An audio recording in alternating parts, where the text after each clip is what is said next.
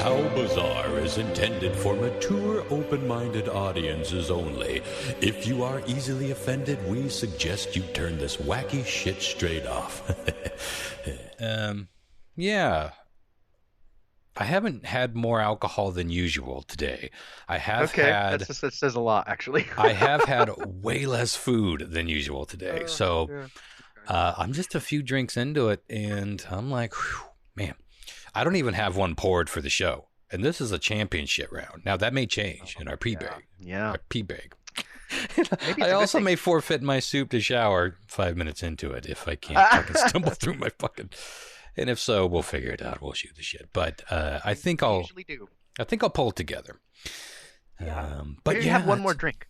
Let's play a game. That's a dangerous game, friendo. Yeah. That is Saw level dangerous game. Mm-hmm. No, and I ate some food. I ate a whole bunch of food just like 5 minutes ago. So at some point, I think things will mellow. It'll be the opposite of what most of the shows are, where I start relatively sober and then end like this. I'm hoping that I start like this and then end relatively sober, but I'm guessing nay. But we shall see. Anywho, I just got done running a little errand for the Seahawks podcast. Oh, do tell.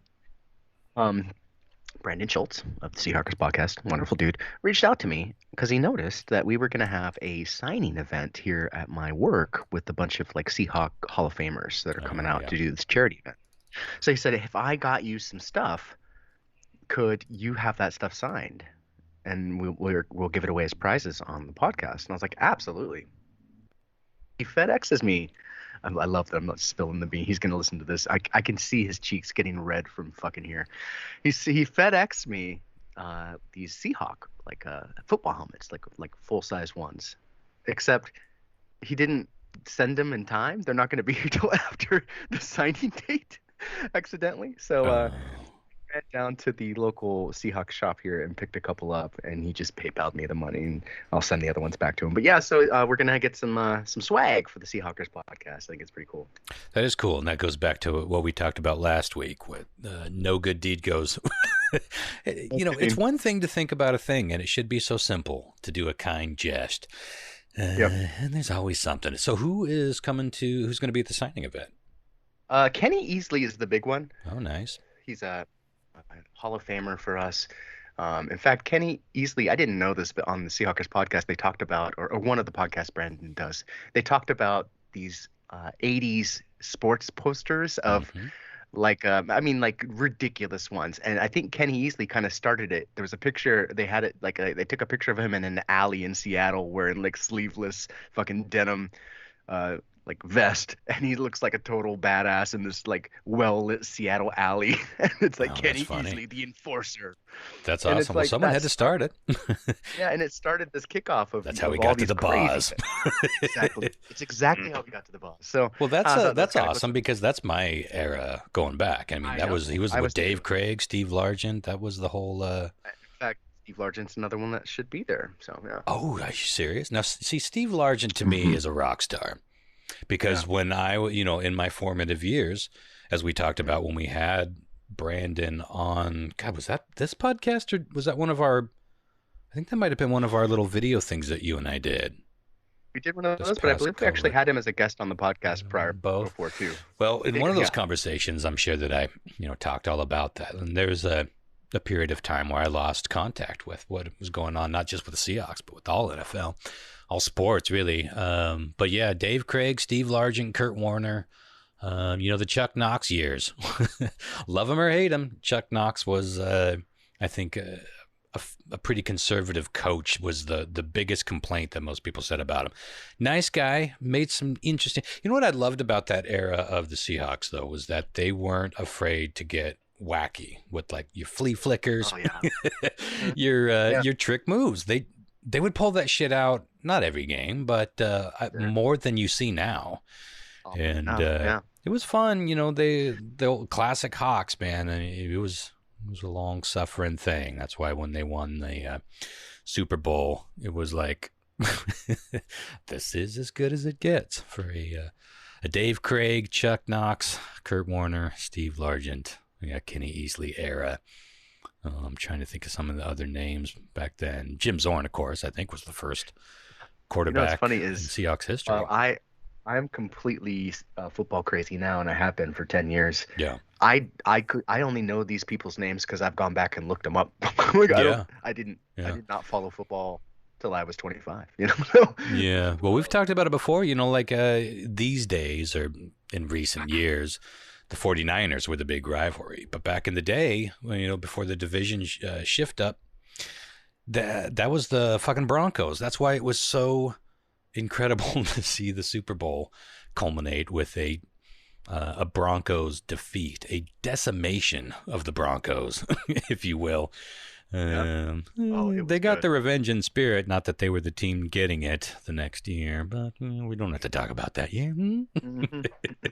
I will say this: I did not watch the next season. I watched that following Super Bowl. It really was true. That was all I needed to see, and I didn't get back into football until COVID. That's when I had time. Radar was gone. We all had time. Well, not all of us, but a lot of us had more time. And I put back on the NFL, and I fell back in love with football. Yeah. It was a perfect time to do it. Yeah, it was a perfect time to do it. And now the Olympics are about to start. And that's one of my favorite things of all time. A lot of controversy with the Olympics. Seems like every Olympics now. But there's some interesting things. It'll be a good topic for fodder over the next couple of weeks, I'm sure. See how things pan out.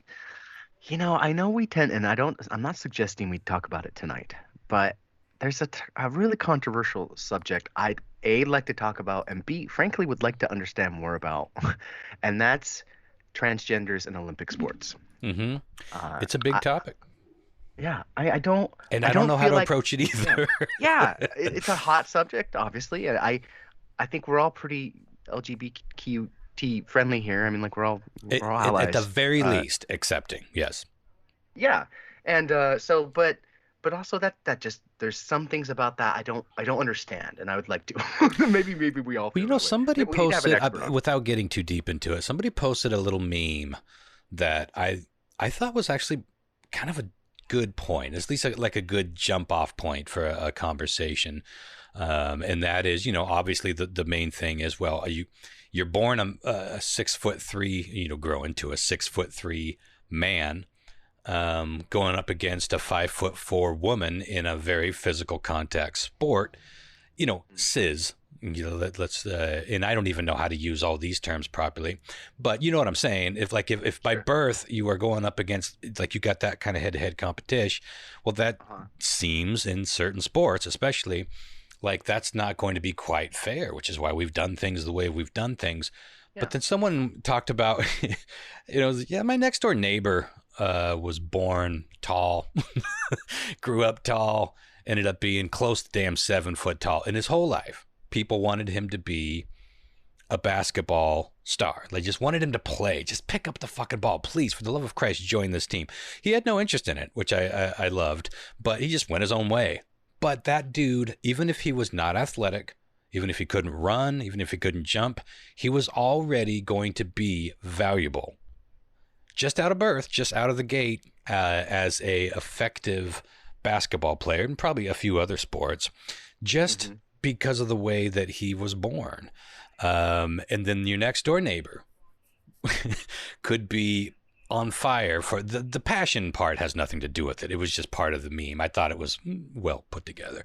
But he was on fire for wanting to be a professional ball player, but he was 5'4" at his highest. Those are two males, cis males. One of them has an unbelievable advantage over the other one.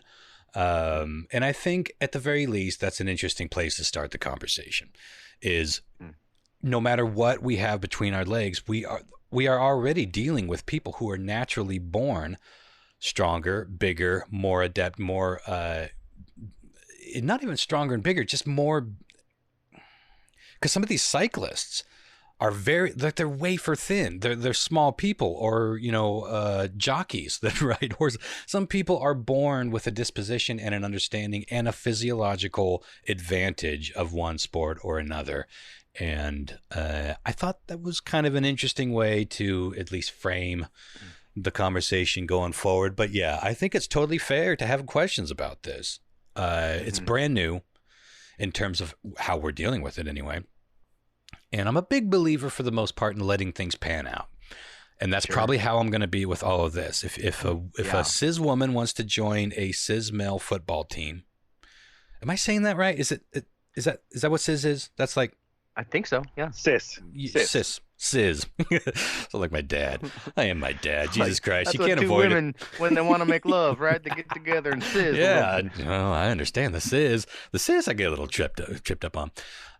But yeah, that's the idea, is that we just find out, because like so many things, we want to fight about it before we even see what it looks like, you know? Who knows? Maybe it'll work itself out to some degree. You still got to make the team. Right. You still gotta make the cut. You still gotta make weight. You still gotta make height. You still got to do all these things that everyone's had to do. You get categorized, whether you're boxing, whether you're, college or professional sports, you're still going to be, that's kind of going to be weeded out into its own separate categories by size and strength and ability anyway. So I think that ultimately we're talking about a very small percentage of people that will end up being at those high professional levels regardless.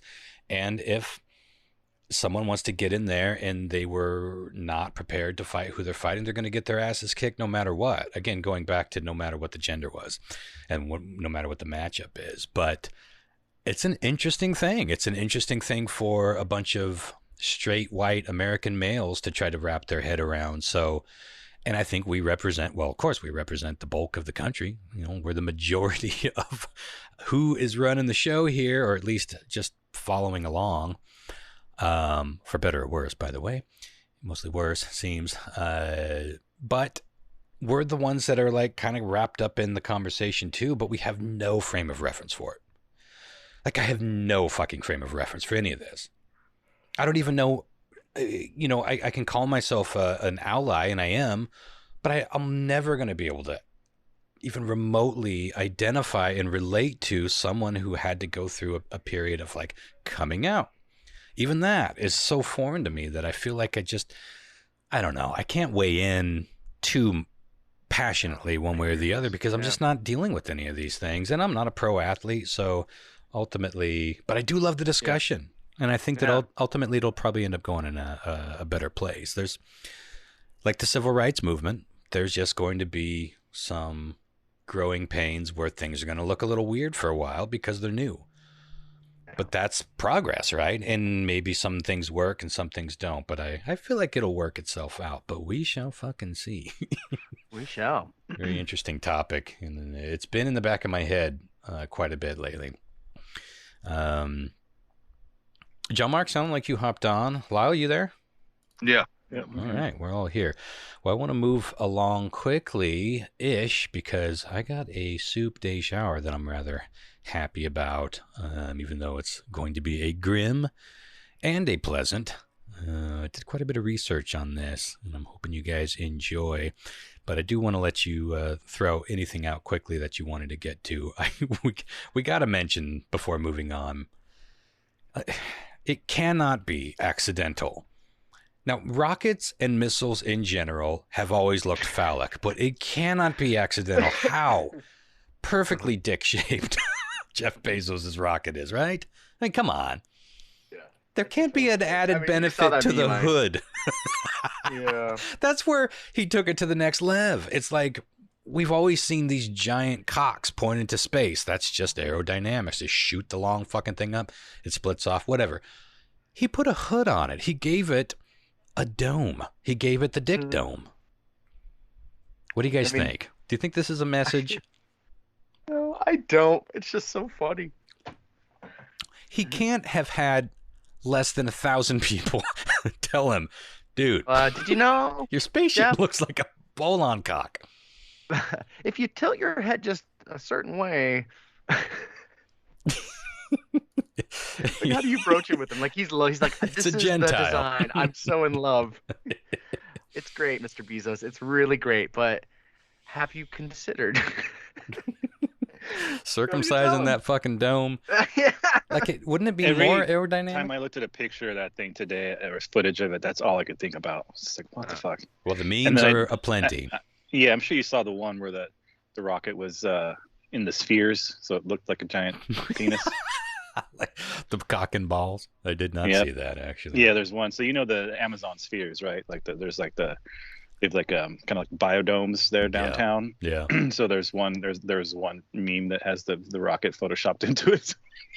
Hilarious. Well, do you think this is Bezos being like, is it like a sense of humor? I need an explanation from someone who knows what the purpose of the dick head is. That's what makes this stand above all the other cock-shaped missiles. That's Well, a it soundbite. seemed- Wait, Someone explain to me seemed like what this dick head is for. like I don't know about like the whole aerodynamics thing, but it seemed to me that they wanted it to be like relatively comfortable, so you have a little bit of room in there. Like, you know, the old Apollo capsules were super fucking cramped, right? Like, Sure. there's no room to even turn around and fucking wipe your ass. tight but, pair of like, pants. I don't know, man. I feel this like one, I think they wanted it to be more like, I haven't seen the inside, but those windows are really big, and I feel like they wanted it to have some room that they could kind of move around in 0G and stuff when they were up there. I feel you, but the slightest angle change would have given you approximately the same amount of space without that indelible cock shape image. Like the slightest bit of angle change, the slightest bit of flatness. Yeah. Anyway, I think this might have been one of those things where it's like they engineered it right, and then obviously somebody at some point was like started smirking like fucking dog from those cartoons, like. the fucking the engineer was like a smart ass, and maybe a drinking buddy of Bezos is like, "Here's your fucking rocket, you bitch," and Bezos is like, "Run with it." Okay. You want to think that somebody would have said something like, "Hey, is there any way we could kind of redesign this so it doesn't look like a giant penis?" But you also have to consider, like, maybe he is like now the richest man. That's an interesting point. And the richest public person, I should say, ever in history. So like, that's a good point, but at the same time, how could he not know? They just doubled down. Maybe they did come to him and be like, Jeff, we got to change this, and he's like, nope, now it's gonna look more dick-like, and that's the version we got. Like fucking. In fact, put the helmet on. And that honestly wouldn't surprise me if that was actually. Well, that's what I want to know. It seems like something that he probably would have done. I want to know if this entire thing is a flex. I mean, this whole thing is a cock show, right? That's what it was in the Cold War. This is a much lamer Cold War, but it's all about whipping your cock out. And they did it so close to each other too, like back-to-back weeks, right? Yeah, well, Jon-Mark made it sound like maybe Bezos had something. Like, did you see something that Bezos was pissed off about the Virgin Galactic flight? That's what I heard. I'd heard scuttlebutt. You know, who knows whether that's fucking true or not? It's just internet talk, right? Like, but I never saw any quotes from him or any tweets or anything that was like, you know what I mean? Yeah. Well. And apparently today he said something like, or maybe a couple of days ago, he said something like, "Oh yeah, congratulations, Richard Branson." You know what I mean? Like, he sounded like, it didn't sound like he was, but that could have just been like for optics. You know what I mean? Like, sure. Maybe he was really pissed, but you know, like wanted to seem gracious about it or something. I don't know. Yeah. Everything's smoke and mirrors with these fuckers. You don't know what's what. I mean, come that's on. That's why I'm so curious. Is like, is this just him? Like his like, this is my cock. Enjoy. Yeah. This is my cock to space. Jump in the cockpit, ladies. I made a mold and said, "Make this." This is plaster caster. Mm-hmm. Well, anyways, life size too. It could not go unmentioned. One last thing I want to mention before I turn it over to you guys for a bit. Biz Markie died. Now, you know, you got what I need. This was kind of, not that I believe in the Mandela, and not that I believe that this is a Mandela effect thing, but this was kind of a Mandela effect moment for me. I could have fucking sworn this dude died like 3 years ago. Like, I feel like we even had the conversation about it. But that's how it starts. And then you find a couple other people that thought the same thing, and pretty soon it's just your timeline. But I wanted to ask you guys, is there anybody, maybe it's even come up on the show before, is there anyone that died that you're like, holy shit, I thought that dude died 10 years ago? Like, not that you thought he was dead just because he should be dead, but that you genuinely, like, you remember reading the headline, you remember whatever. Do you have anybody like that? just can't think of anything. But I know that I've had those moments. You've had the experience. You can't think. Yeah, TJ, our no, beloved for TJ, sure. I've thought that somebody has been dead, but they weren't. They're still alive. I'm like, wait, the Abe Vigoda was another one that a lot of people thought, is he still alive? Yeah, I know I've had that, but I can't remember anything specifically. Well, TJ is one of those people that had the Mendela, the OG. She remembered Mendela dying in prison. So, and he didn't, he was freed and then later became, he went back to work. And, but a lot of people do remember him dying in prison, but it is an interesting phenomenon.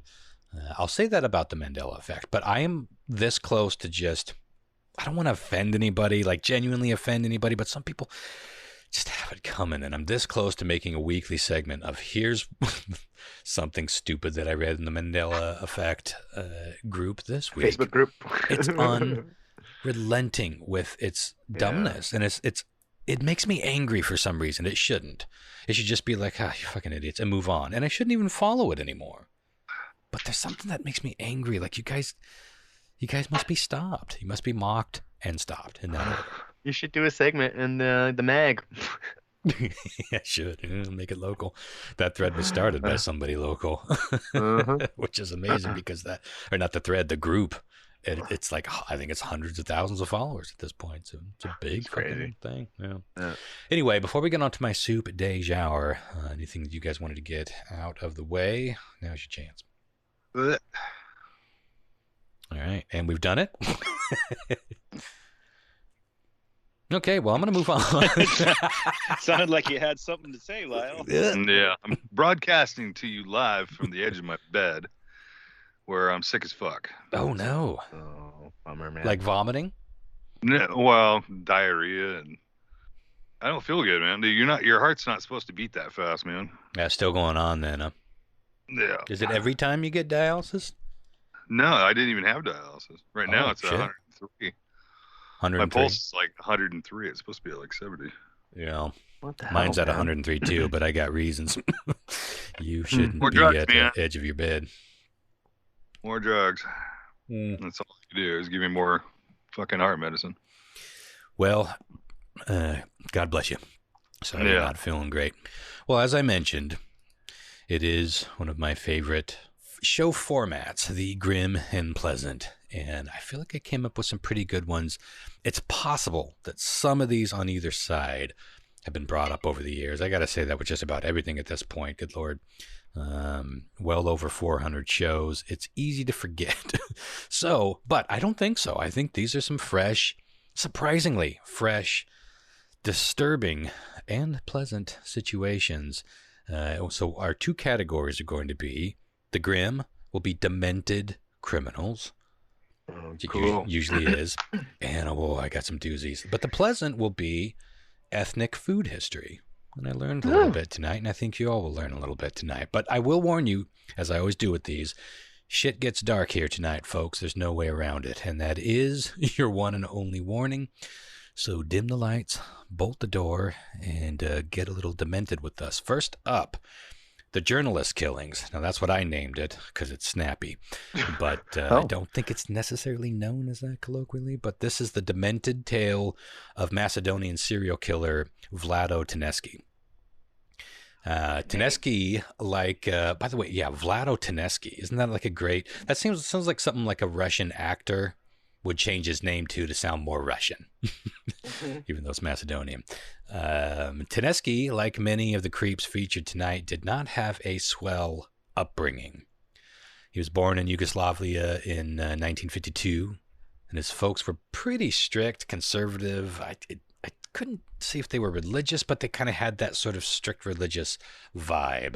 And it seems like they're pretty abusive in many ways, by many accounts. And the young Teneski had a particularly hard time getting along with his ma'am. And this is also another common theme, not just tonight, but in general with criminals, especially male criminals, violent ones, issues with mommy. Very, very interesting. But he grew up to find love, and he married when he was 21. He married a pretty young law student named Vesna, which I like that name. I don't think I've ever heard that. That's a scooter Vesna. that I would ride. Wait. I bet it does. Also, sorry, Vesna. But about this time, Tedeschi, he'd been working at a radio station doing journalism. And then he got a job working at a newspaper. His calling was journalism. That's what he wanted to do. But of course, by the early 2000s, we had that weird time when everything that journalists fed into started kind of dying, especially the newspapers. It was also a strange area of Tedeschi's life because his dad had committed suicide, and a few months after that, his mom died of an accidental overdose. And so, yeah, it was a weird thing compounding his already shitty situation by, losing his job. But again, his relationship with his mother was strained. So that's important to keep in mind. But anyway, in 2005, he came across what he thought was a fairly dynamite story, one that you'd have to be crazy to not pay for. So as a freelance writer, he shopped the story around. Now, there was this woman who had gone missing and was later found dead, having been strangled and brutally raped. Tedeschi had worked closely with the police and the media on covering this story, and it was getting lots of praise for his attention to detail.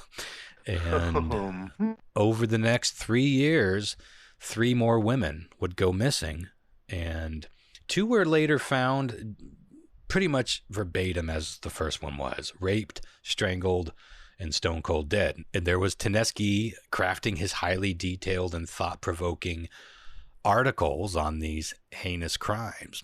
So well detailed, in fact, that the local police were like, wait a minute, did we actually release some of these details about the case? Bravo. And as it turns out, they hadn't. So they looked into it and they started to suspect that Tedeschi, good Lord, this name, that Tedeschi knew the killer personally. Well, they were kind of right. When they searched his home, they found all the usual signs of a demented mind, including really bizarre, violent porn, which, of course, in and of itself doesn't paint the whole picture, but with other things like certain weapons, certain materials, notes about how he killed the women. You can't overlook that one. And then they had notes. So he would transcribe his own notes, his detailed notes of killing and raping these women. And then he would later transcribe them as if they were coming from a police report. And then he would transcribe those into his feature style writing for these newspapers. But it was all there. All the evidence was there. All stages of it were there. And he was becoming, pretty well known with these stories. But again, he included things that the police never made public, like the fact that these girls were strangled with telephone cord. That was never mentioned in any of the police reports. That seems like wow. The police like never such a mentioned rookie it mistake. to him. Yeah. Well, you can imagine getting caught up in all the details. You would probably, it's kind of like lying, perpetual lying. I bet you would lose track of what was the lie, what was the truth, where did, you know what I mean? Like, where did I come in and out of this story? What was presented and what actually, you got to imagine that's like spinning a few plates trying to keep that separate. But yeah, it does at the end of the day seem like a pretty bonehead move. And it was. So they took a DNA sample and found that all 3 of the victims had his semen in and around the bodies. So they arrested him, and while awaiting trial, he managed to get a hold of a bucket somewhere in the jail. He tucked it away in his room, and later that night he filled it with water and drowned himself. Now, that's an odd suicide, of course, but, when you're in jail, you got to get creative. But I think this is part of why there is kind of controversy around his death. A lot of people think there was foul play involved with that death, but nothing ever came of that. Now, as to the motive, you going back to, how much he hated his mother. Well, his mother was a house cleaner by trade. And every one of these victims, you guessed it, house cleaners. So somewhere between the hate for his mother and just this desperation to stay afloat in the dying world of journalism that he wanted to work in, he found his way down a very, very grim path indeed. Kind of like a fireman that starts fires so he can stay employed, Not because he's a firebug, just to keep fucking job security. That's happened. Those cases exist. I know. Well, hit me with a pleasant, Ron. Let's do a pleasant, shall we? And I don't think the fireman thing is so nuts because like it is. It's like they're not gonna fire the firemen because there's no fires. They're just, you know what I mean? They sometimes still gonna have them there. They sometimes do. In fact, there's a very famous story. I think it was in Montana, where like one of the biggest firebugs. I may be wrong about Montana, but it was a fireman, and it wasn't because he was a pyro. It was because he was being threatened, like they're downsizing the fire stations, and he'd lost his job or he was about to lose his job and becoming disgruntled over that. He started lighting fires, and some of them were massive fires in the middle of, he wisely did it in the middle of summer. Not only would that make a bigger fire, but all the other resources are tapped out with fires. They send the fires that we had burning around here, which mostly are contained, by the way, for anyone who's been concerned. For now, we seem to be doing okay. But a lot of the crews that are battling these fires here are from Montana or Wyoming or Canada. They come from all over the place. They send people. It's kind of like the Army. They send you where they send you, wherever you're needed. Didn't they have some firefighters from Australia up here a couple years ago? I don't know. Does that sound familiar? I swear I heard something about like before Australia caught itself on fire and we were on fire. I think that, I don't know, maybe I'm mistaken with that. Well, but it sounds like there's somebody from different countries. Can't imagine anybody being a better smoke jumper than a kangaroo. Okay. Type of racism, I suppose. Well, back to Pleasant. There are a few things, a couple, but very few things that I can think of that are more pleasant than tacos. So it's hard to imagine a world without what I would consider nature's most perfect food, the taco, and yet there was a dark, dark time when they hadn't been invented yet, of course. And that is until some truly sent from heaven folks got jiggy with things that had been part of their local cuisine for essentially thousands of years. Corn, certain spices, meat. Now, the ancient word for taco is Aztecan, which simply means something folded.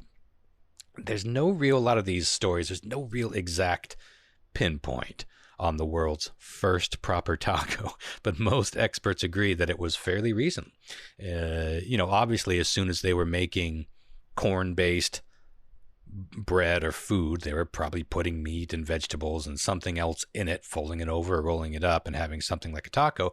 But it wasn't until the 1900s where they know that the taco was officially born. In fact, most of what we think of as Mexican cuisine didn't really get going until that era. And it seems to have stemmed from the silver mine boom in Mexico, that era. Now, the first versions were called taco de minero, which was miner's taco. And the word taco seems to have even come from the old mining days, because the earlier usage of the word was to describe a type of dynamite or gunpowder that was folded over like in half like a taco. And I've described tacos like that too after I've had them. Yeah, you end up with the dynamite. And get you a silver mine going real quick. So that they think that it just kind of colloquially became, hey, these look like tacos, the shit that we cram into our rocks to blast for more mines. And of course, as Texas and New Mexico started to get the earliest immigrants from Mexico, they were the first to get tasty tacos, and they started making them their own. My great grandma tried tacos once when she was in Texas. This had to have been like in the 30s or 40s. She had never heard of it. No one was ever talking about Mexican food, not up here in the Pacific Northwest. Now, she tried to remember best she could how they tasted, what they were made of. When she came back home to Oregon, she tried to recreate what she had had. So corn tortillas back then, this would have probably been 40s, 50s, were not as easy to find as they are now. But she got her hold of some. And, she just made her own version with some ground beef, a little seasoning, little cheese, folded them over and fried them in a shit ton of oil. And As my family likes to say, she brought tacos to the Northwest. Now, it's hard to say who officially brought tacos to the Northwest, but nobody was doing that at the time that they knew. So she was kind of a pioneer, but she just discovered it on her own. Whether or not someone else was already making them up here is beside the point. She didn't know. Nobody knew. That's how this shit kind of happens. You know, it's my favorite part of a cultural appropriation, is taking them foods and also making it a little bit of your own. And to this day, my family makes them just like she did. It was just the simple little tacos, just a corn tortilla. You make the beef is not ground beef or shredded beef. It's just they make like a little patty, and they put the raw beef in there. Then they put a whole shitload of taco seasoning on it and a little cheddar cheese, fold it over and fry it in oil. That's it. And it's unbelievably good. Everyone that has ever had my family's tacos say they're the best fucking tacos they've ever had. Now, they make a whole shit. Sounds like the Jack in the Box tacos. The funny thing is, that's the first time I ever tasted anything that was close to what my family's tacos were with Jack in the Box. They're very close. Just Jack in the Box of the puts engineering of it, right? Yeah. Like, now, we didn't put lettuce in ours or guacamole or anything fancy, but oddly enough, my family, the old folk in my family, would put tomato juice. They would drizzle it inside the taco and then snack it down. And I was like, you guys are crazy. These things are great right out of the fucking shell. I would never add tomato juice. And then when I got older, I tried a little tomato juice drizzle on it. And I got to say, changed my life. Tomato juice drizzle on them tacos henceforth. It's hard to describe. It just ties it all in together. And probably because they didn't know salsa back in the day. You couldn't just go get 50 varieties of salsa in the jar. I was going to say, wouldn't salsa be better? But I guess if that didn't really exist at that point, that makes sense. It's probably just something she kind of happened, or maybe they had hot sauce on them, and the ones that she tried in Texas. So her guess was, I think it was like tomato sauce or something. Like, I could totally see that. But a little tomato juice is what they decided on, and really, really good. Ties it all together, I'm telling you. Okay, now back to the suffering. This is the tale of the granny killer.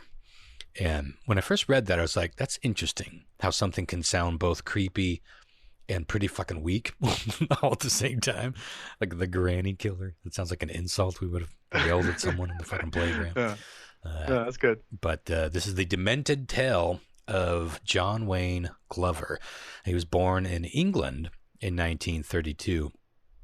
But he terrorized Sydney, Australia for over a year through brutal attacks on the elderly. So he was born in England, but he moved to Sydney in the 50s.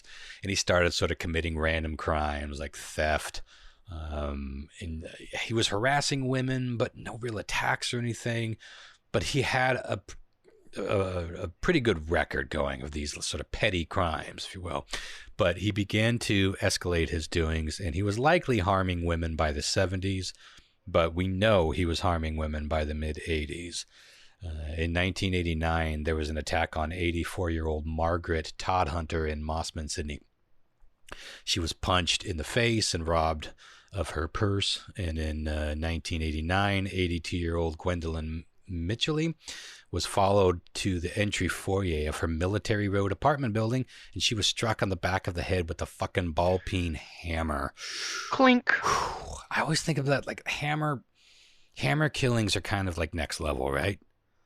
Like stabbing is pretty brutal. Mm-hmm. I think shooting is probably like the most cowardly way to kill somebody because you don't even have to touch them.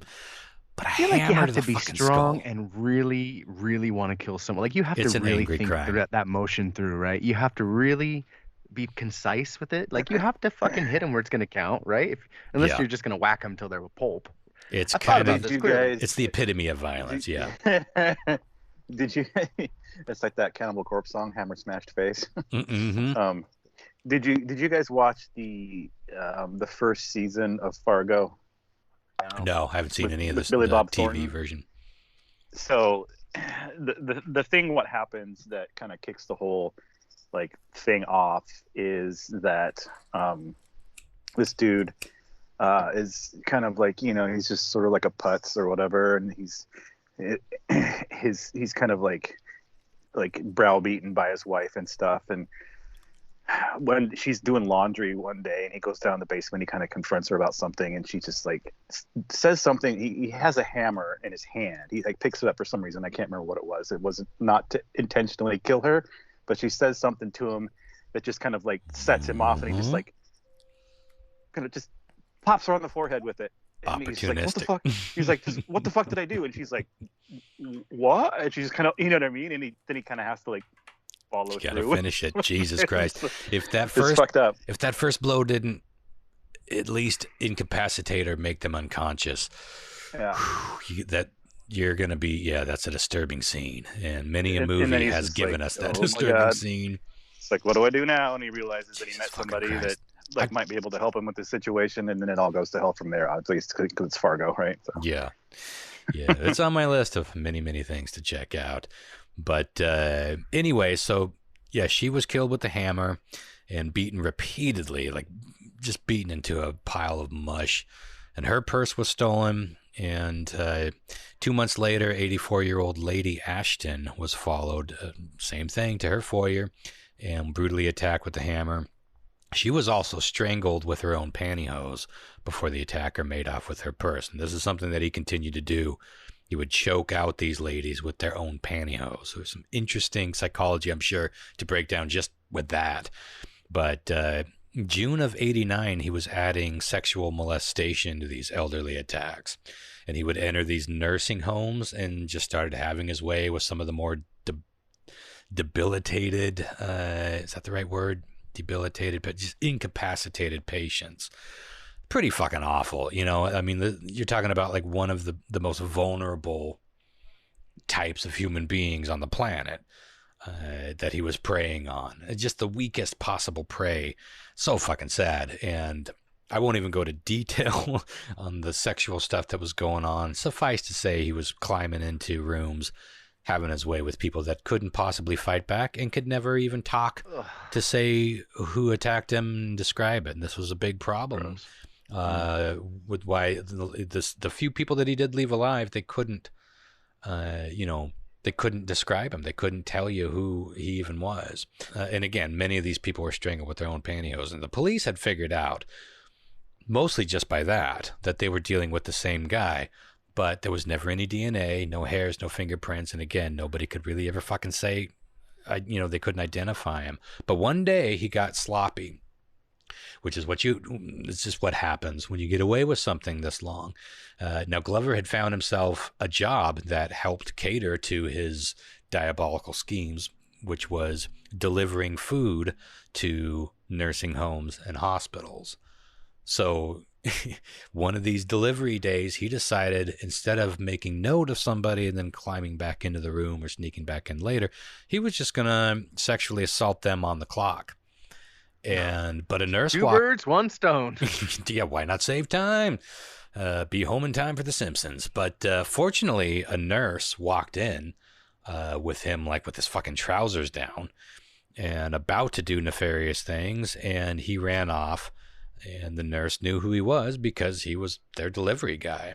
Now, for some fucking reason, these are some bonehead cops here, because for some reason, instead of arresting him at his home, they called him up to see if he would come down voluntarily to the station. Oh, shit. Like, hey, we want to talk to you about this string of old people rapings and murders. What do you say? What do you say? How's tomorrow afternoon? I was like, nay. We pencil you in? Yeah. So when he inevitably didn't show up, they then went to his house, found him near death by suicide attempt.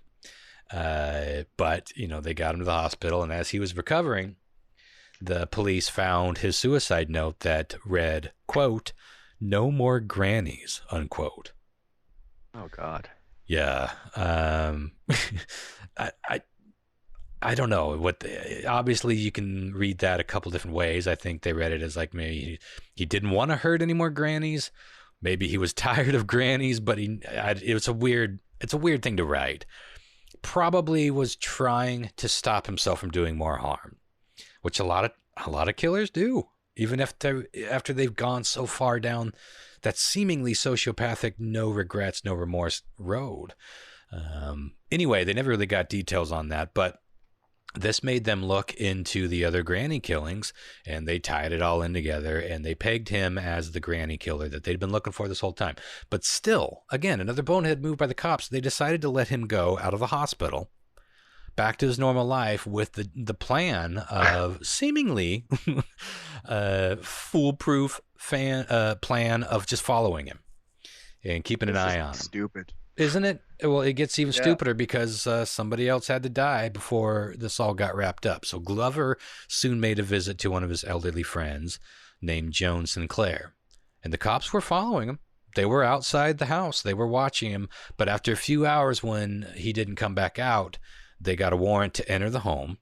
This is hours and hours later, of course, to find a very dead and very bloodied, hammer-killed Joan Sinclair. They then searched the house, and they found Glover unconscious in the bathtub from yet another suicide attempt, but still not dead. So I don't know who's more inept here, Glover with his suicide doing, or the cops. But there's a lot of ineptitude happen. If either of them had succeeded earlier on, fewer people would have died. It's really sad. But once again, he recovered and he went to trial. And at the trial, the psychologist claimed that Glover had had such a deep-rooted hatred for his mother and his mother-in-law. Now, both of them had died right before the killing started. So the theory was that Glover needed another outlet for his anger. You know, he couldn't fight with them anymore. He couldn't hate them anymore. So he had to go find a different outlet in a very kind of a Norman Bates rationale, I suppose, that he would have to take his anger out on somebody else. That's a strange one, that. But he was convicted in 2005, and Glover did finally manage to successfully kill himself in prison by hanging himself, hopefully with his own undies, so at least you'd have some sort of poetic ending to it. Yeah. But yeah, brutal. Another quick brutal one before your next pleasant break. This one is good, short but sweet, ? This is the tale of Catherine Knight. Now, this is the first Australian woman to ever be sentenced to life in prison without parole. Now, what did she do to earn this auspicious moment, you may be asking? Well, she killed her husband, skinned him, chopped him up, cooked him into several different meals over an assortment. Oh, she meal prepped. She meal prepped. Absolutely. Over an assortment of courses, and set a table for her children consisting of nothing but these daddy meals. Oh, no. How's that? Oh. How have I not heard about this one? Yeah. Now, she even set little name cards for each place setting so she could specifically like dial it into which part she was feeding which child. That's how demented. How old were her kids? They were mostly in their teens, I think. Now, it's a little fuzzy as to whether the kids ate the food or Knight had some sort of very last-minute change of heart and tossed the meal out. Most people think that the kids probably ate the meal, but she later kind of changed the story as part of her defense. Like, I'm not super crazy. But Knight was very forthcoming about a lot of other tales, like trying to strangle her first husband, different husband, in his sleep because he only fucked her a measly 3 times on their wedding night. Wow, what a pussy. 3 times, yeah. He deserved it, right? Had it coming. Yeah. Even if he didn't.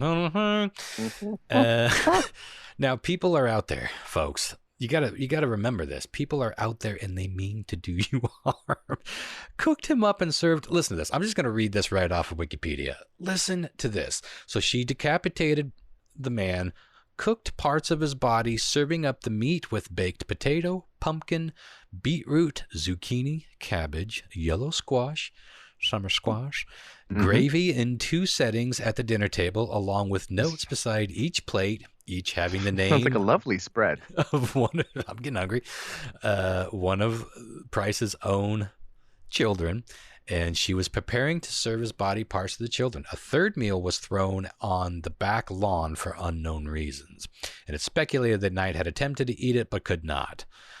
This had been put forward in support of her claim that she has no memory of the crime.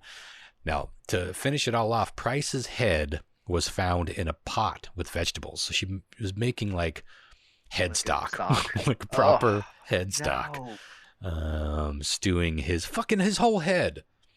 And when they found it was still warm. So it had been simmering for a good long while. That's fucked up. What year was this? This was in the early 2000s, I believe. I didn't write it down, so don't hold me to that. Fucking wild. Wow, people are wild. Yeah, I feel like it was not all that long ago. But I don't know about you, but I could use me a snack break. Now, let's talk about something I want some vegetable that I thought we talked about on the podcast before, but we must not have because I learned some things. The real origin of pizza pie. Now, of course, lots of people claim to be the original home of pizza in this style or that style, but the history is a little confusing. But the going story is that the first use of the word pizza happened around 900 AD in central Italy, and it simply represented a fairly simple flatbread with, early on, little more than herbs and spices for toppings. But by and large, this seems to be the earliest usage of something like flatbread in the area, but most experts agree that the true birth of pizza was actually in Naples. And much later on, sort of thought of as food for the peasants. It was an inexpensive, easy, and quick to make meal. And they would put cheese, oil, garlic, and anchovies. That was the most common toppings. Now, the story goes that in 1889, Queen Margherita visited Naples and was looking to samp of the local cuisine. And she went into a place called the Pizzeria Brandy, whose head chief was Raphael Esposito. I'm sure I'm butchering properly. And he offered her a special new pie with basil, tomato, and mozzarella, tying in all three colors of the Italian flag. And there seems to be some cloudiness as to whether or not this chef actually invented that combination, that pizza. It seems like maybe it did exist before that, even in different places. But according to most experts, whether, no matter what, henceforth it was dubbed the Margherita pizza after Queen Margherita. So this style of pizza basically set the blueprint for modern pizza. And, of course, it was introduced to the Americas later on through immigrants. And while there were tomatoes available in Italy early on by ship, it seemed like the real usage of tomatoes and tomato paste and tomato sauce didn't come until years later, when a lot of that pizza made its way, a lot of those foods made their way to America, where, tomatoes were plentiful. So there's a little bit of fuzziness there, but yeah, Naples seems to be the place where pizza as we know it really came alive in the early 1800s. What's funny is I don't know if you had such a good setup to that, and you led in with something about pizza pies, and my brain was still so stuck in Grimm mode. I was like, oh my God, is he going to talk about the pizza pie killer? I was like, the pizza pie killer. I wish I had. Okay, so one last one, but buckle up, bitches. This is the finale here. Oh, what a finale it is. This is the creepy tale of serial killer Jerry Brudos. Now, we've talked about fetishes a lot on the show of late, but I think that for the most part, fetishes are really just some sort of, they're like harmless kinks, like interests, sexual interests.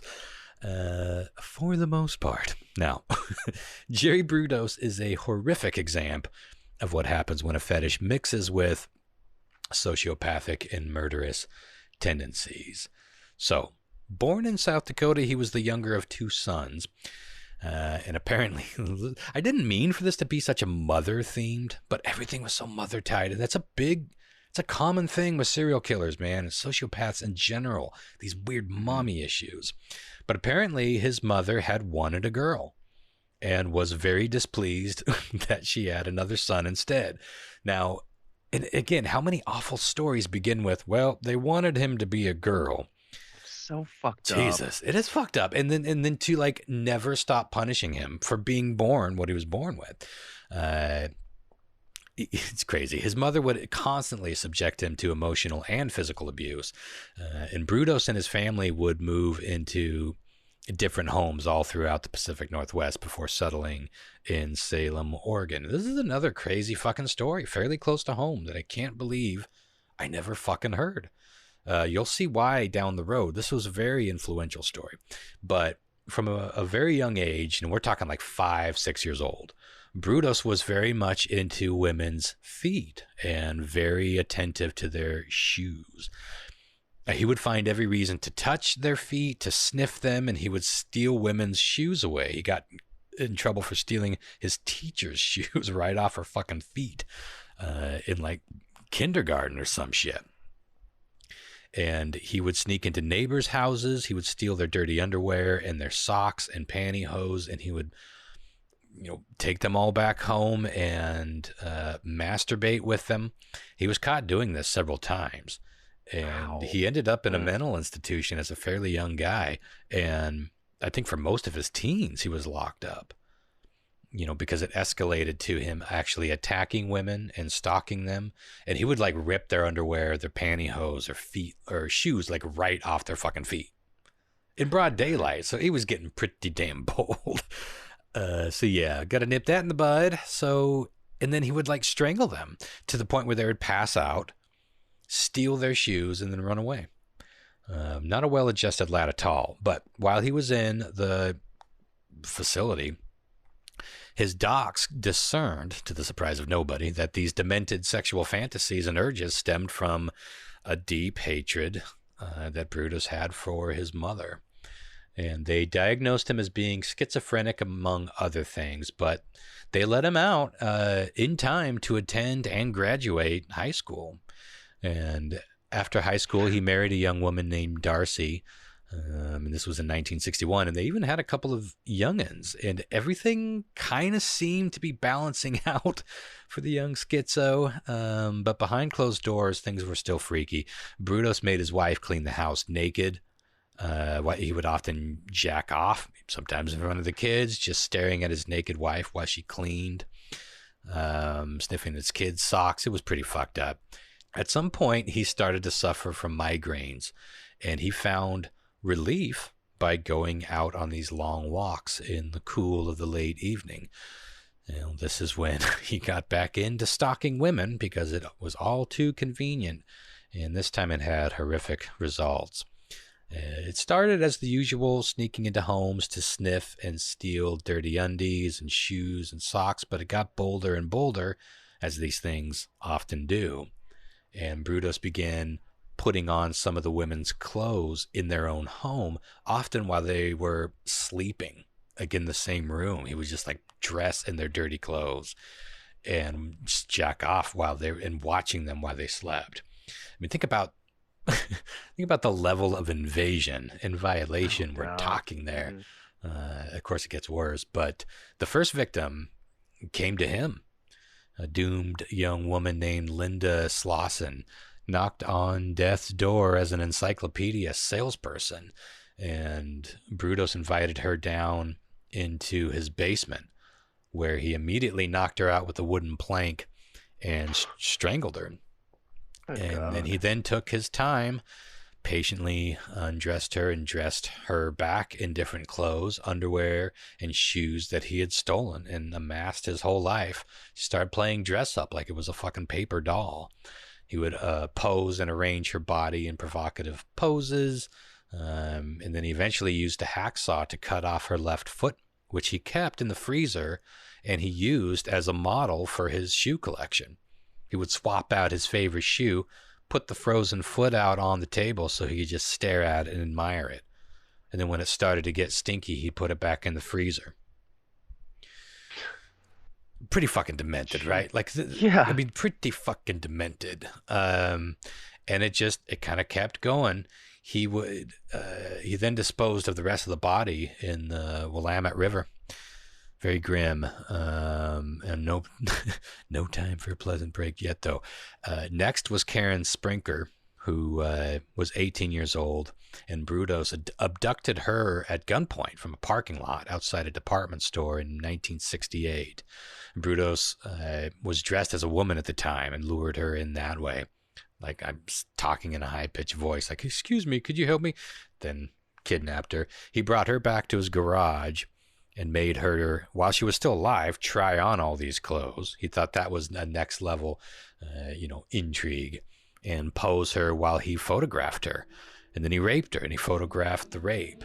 And then he strangled her by hanging her from a pulley in the garage. And again, photographed that. And then at that point, he had sex with the body on several occasions. And once she started getting too smelly, he cut off her breast and he tried to make like these plastic molds out of them. I don't know if he was trying to make bowls or something or just something else. I think what he wanted to do was piece together mannequins. Like, I'm sure he wanted to preserve these tits in his room so he could put the underwear on, like put the bra on that he stole from his next door neighbor when he was 8 years old. Just fucking next level. And then once she started to rot, he threw her body in the Willamette River. So then it was on to Jan Whitney, 23 years old. She was driving her car. Car broke down on I-5 between Salem and Albany.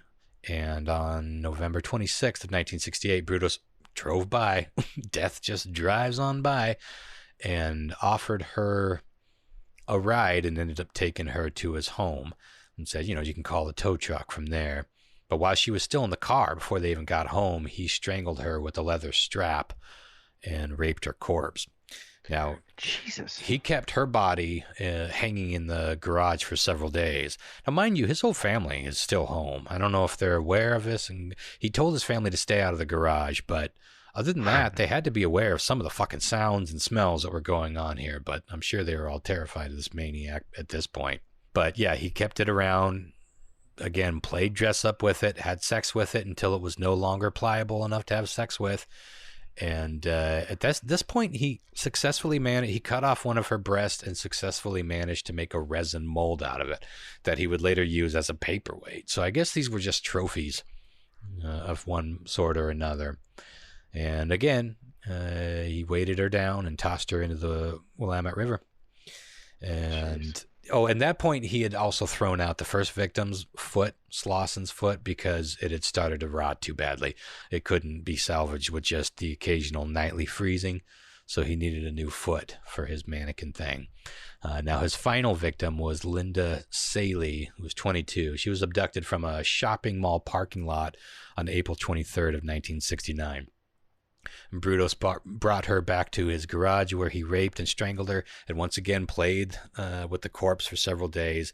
He decided not to cut out her breasts, though, because, in his words, they were just too pink. So he's very particular about his trophies, decided those tits were too pink to cut off and save. So instead, he drove an electrical current through the body and was entertained watching it dance for him.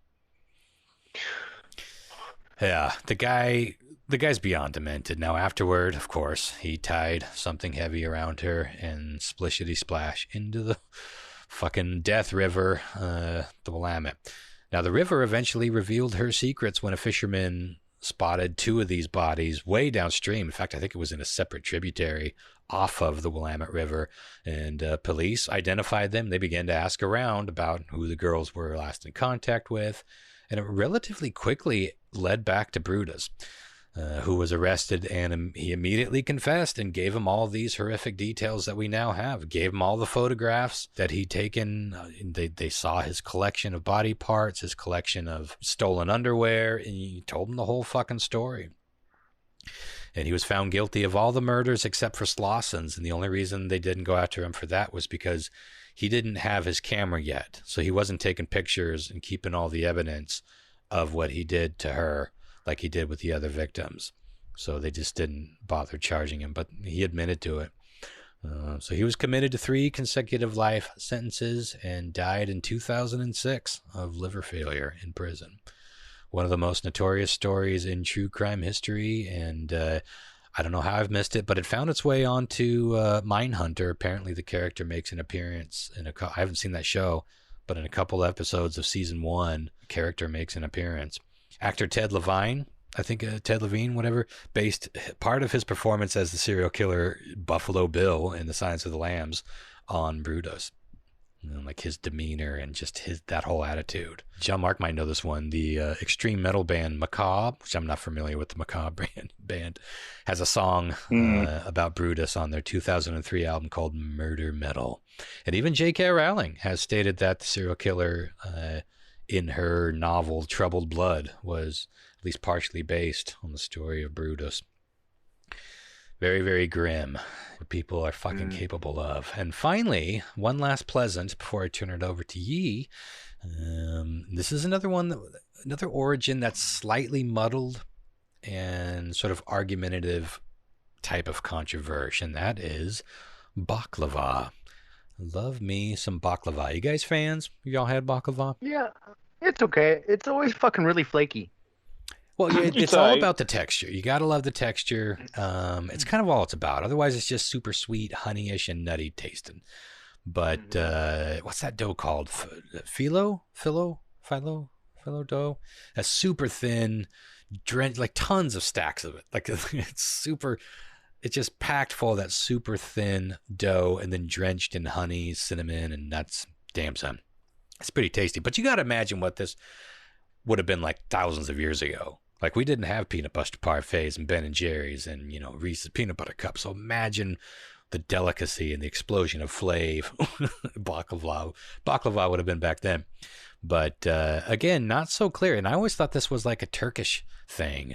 But Greece and some of the other regions of the Middle East also claim ownership of the sweet pastry treat. But here's what we know. Some researchers think that it may go all the way back to the 8th century with the Assyrians. And they were just layering unleavened bread, flatbread, with chopped nuts in between, drenching it with honey, and then baking it in these primitive wood-burning ovens. Long time ago. And in the modern day, baklava went through a number of transitions as the history of the area kept on changing. And this tracks because, the Middle East, the Mediterranean, the Balkans, Turks, the Arabs, the Jews, the Greeks, all of this was at one point part of the Ottoman Empire. So, and most experts agree that the dessert was really refined in Constantinople. Istanbul was Constantinople. That's the only way I can remember how to pronounce that. You know that song? Istanbul was Constantinople. That was Istanbul, not Constantinople. I only know. Who was the band that did that? They Might Be Giants. Wasn't it? Yeah. Did they write that, or is that a cover? That's an old song that they might have covered, but it might be their song. I don't know. I believe either. That was all part of the Ottoman Empire, but they think that the Constantinople connection would have dated back to 1400s. And unlike pizza, that started out as, the preferred snack of hobos, baklava was really just for rich people. It was very expensive, took a lot of time to make. And as the treat spread through Egypt, it evolved a bit. And then by the time it arrived in Greece, this I think it's phyllo dough, the super thin dough, that was basically one of their inventions, and that replaced the thicker, more doughy bread of its origins, and that's probably why it became so well associated with Greek cuisine. And a lot of Greek food restaurants will serve it, but also a lot of Indian food and a lot of Middle Eastern food, and they're Russian. I've seen a lot of restaurants carry baklava and sort of claim that it's part of their history. But the word baklava is kind of interesting. Etymologists say that it's of Turkish origin, but some say that baklava may have come from the Mongolian root baila, which means to tie, wrap up, or pile up, which does compute. Baila itself in Mongolian is a loan word. The suffix va suggests Persian origins. But then again, the word bakla is not Persian, but it's Arabic. And the Arabic name baklava is doubtless borrowing from Turkish. So you can see how there's confusion in where the word came from, where the original recipe came from. but it seems to be mostly like what we like. You want to consider, I guess, Constantinople the Naples of baklava, if that makes sense. So, So speaking of confusion and the unraveling thereof, that song was originally apparently recorded by a Canadian group called the Four Lads in 1953. I thought it was a cover, yeah, but I would have guessed.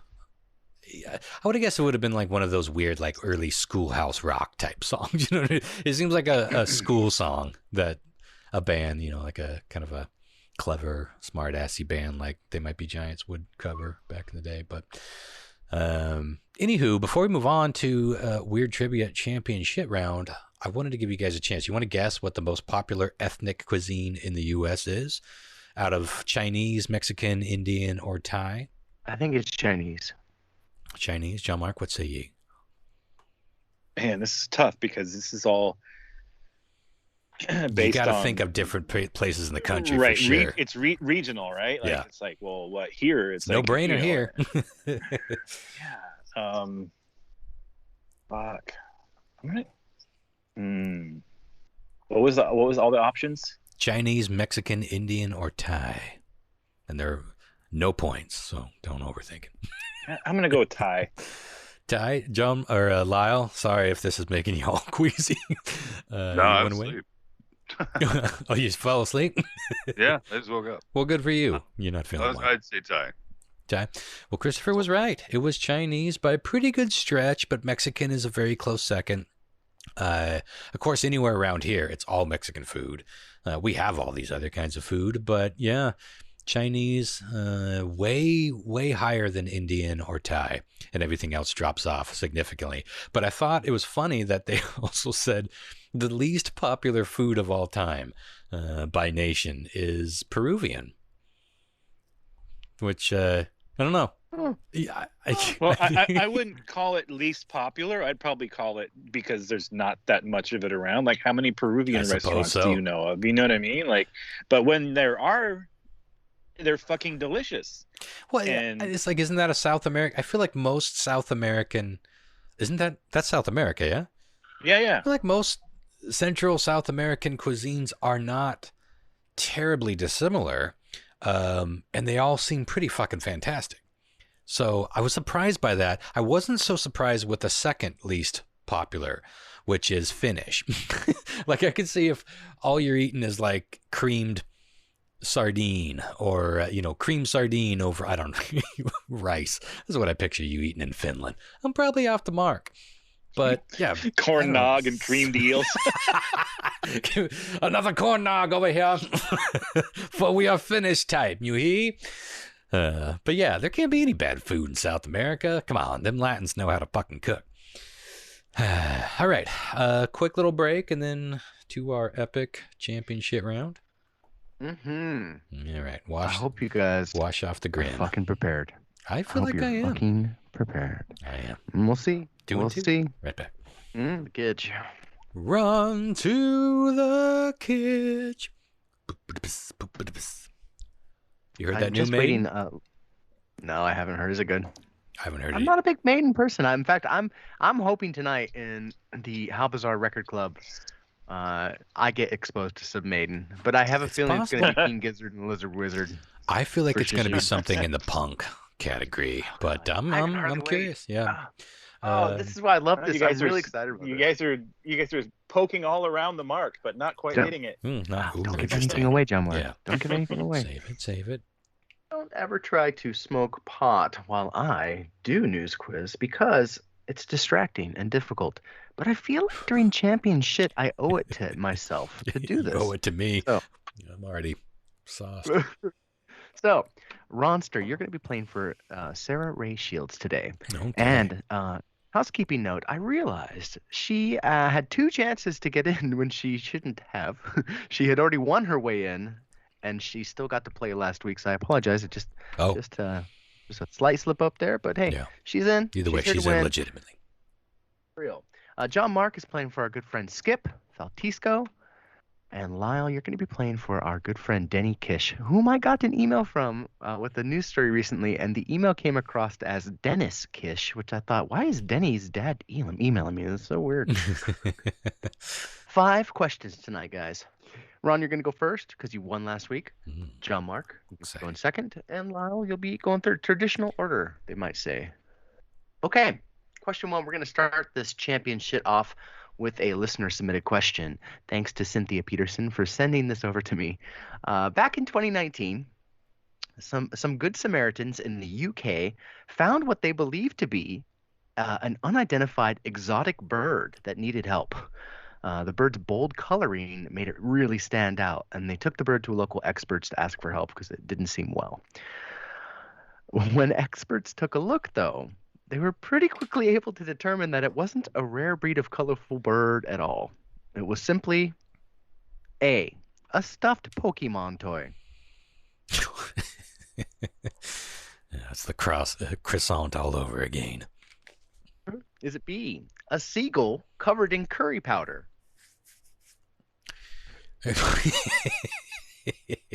Okay. Is it C, a bird-shaped drone that was misfiring? It just crashed.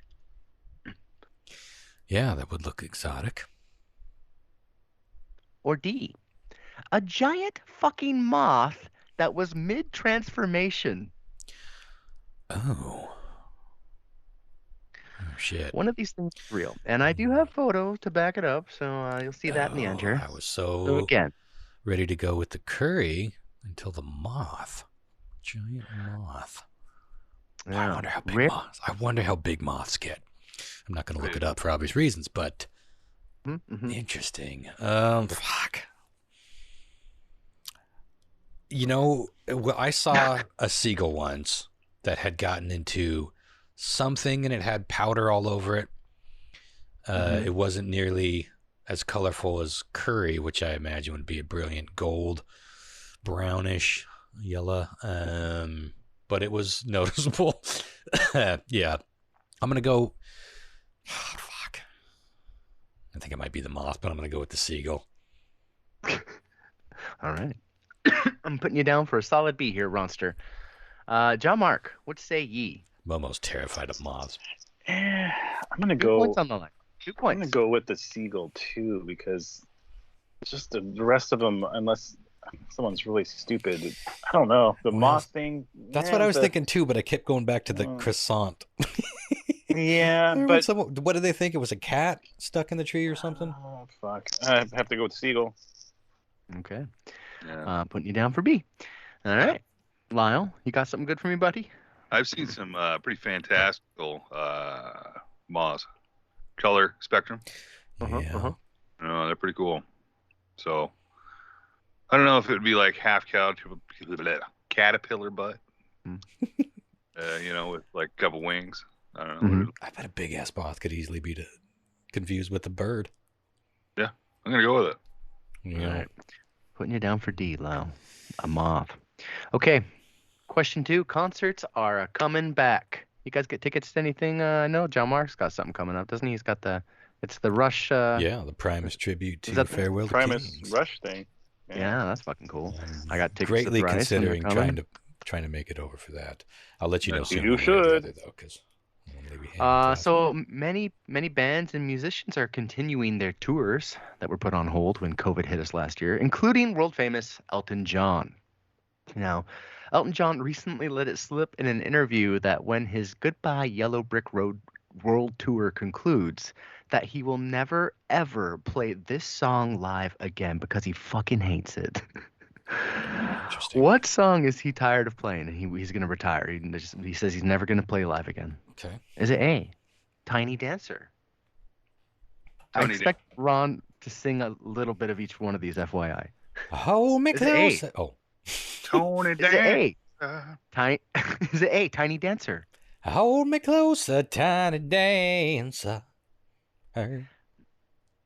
Throat went dry. Is it B, Rocket Man?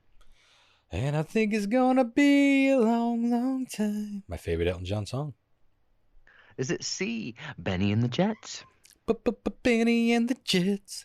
one of my least favorite of his big hits. I'm being honest. Never really cared for it. Maybe.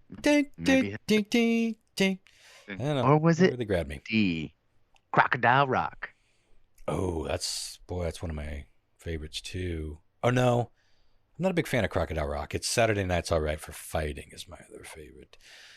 I remember when breakfast was served. Clearly, Me and I can tell Booze by this have song. so much fun. While the other kids were singing, words was clear as... Okay. Okay. So again, what song is he never gonna fucking sing again? Okay. Tiny Dancer, Rocket Man, Benny and the Jets, or Crocodile Rock? Damn. What are you gonna go with, Ronster? I gotta go Crocodile Rock. Maybe that's the part he's tired of singing, and that's the part I'm tired of hearing. Benny. I can't imagine retiring Rocket Man. It's so good. I'm sure he's sick of all these songs. Can you imagine how many times that motherfucker's had to sing any of this shit? That's the life of a successful, long-running artist. But that's my guess. The others are so good. Yellow or Tiny Dancer. Come on, give the fans what they need. I think we could all live without Benny and the Jets and. It's like a fucking Fraggle Rock song, bruh. Come on. We don't need that. That's so funny. Okay. Jon-Mark. I'm going to go with Benny and the Jets because out of all four of those, I'm not like a big Elton John fan or aficionado or anything. Like I've heard all this shit, right? But out of all those songs, that's the one I like the least, so that's what I'm going with. I'm a huge Elton fan. Very, very influential to the roster. I didn't know that. Yeah. I should have known that. Seen him 3 times in cons. Oh, you got your tickets to Goodbye Yellow Brick Road? Nah, I saw him. I saw him when he was over it, man. Still enjoying his own music. Lyle, what are you going to go with, buddy? What was 4 again? 4 was Crocodile Rock. I'm going to go with that because it's a song on a musical standpoint, musicianal standpoint. It's a tight song. You have to play that tight to make it sound worth a piece, any good. If you're off on any of it, it sounds like shit. Boy, yeah, you could hear how those high notes. That's true. That's what plagues any artist that's been around for longer than a decade. Got to hit those high notes, and even just doing a falsetto, oh, la, la, la, la, la, you'd be like, fuck this. If your chorus is off, you're just gonna fucking throw it away. You're just like, fuck this. You know what I mean? La, la, la, la, la. God damn it! This is the last time, I swear to Christ. La, la, la. Fuck. Why did I fucking write this? Okay. Okay, great. I got you all down here, I believe. We're gonna move on to question number 3 in this championship round. Question 3 is another listener submitted question, guys. We're gonna get 2 points. Another shot at 2 points here. Thank you to TJ for this one. 2 points. A 12-year-old boy in Illinois was inspired by his father's construction projects and decided he would try his hand at one for himself. So 12-year-old Eric set out to build the world's tallest ever popsicle stick tower, and by God, he fucking did it. Guinness confirmed.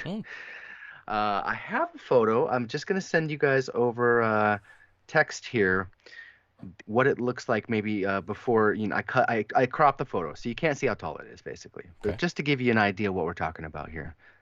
So this is the kid with it. Now, how tall was his record-breaking popsicle stick tower? Was it A, 21 feet, B, 34 feet, C, 57 feet, or D, 101 feet? Popsicle stick tower, Guinness World Record. I'm not seeing the picture. I did. Oh, there it is. Oh, I sent it over text. Oh, okay. So we don't get to see the top. That's no. Well, I'm not gonna. Yeah. So you had to guess how tall it was. 21 feet, 34 feet, 57 feet, or 101 feet. What was the Guinness record he built? He popped. And it's a tough one.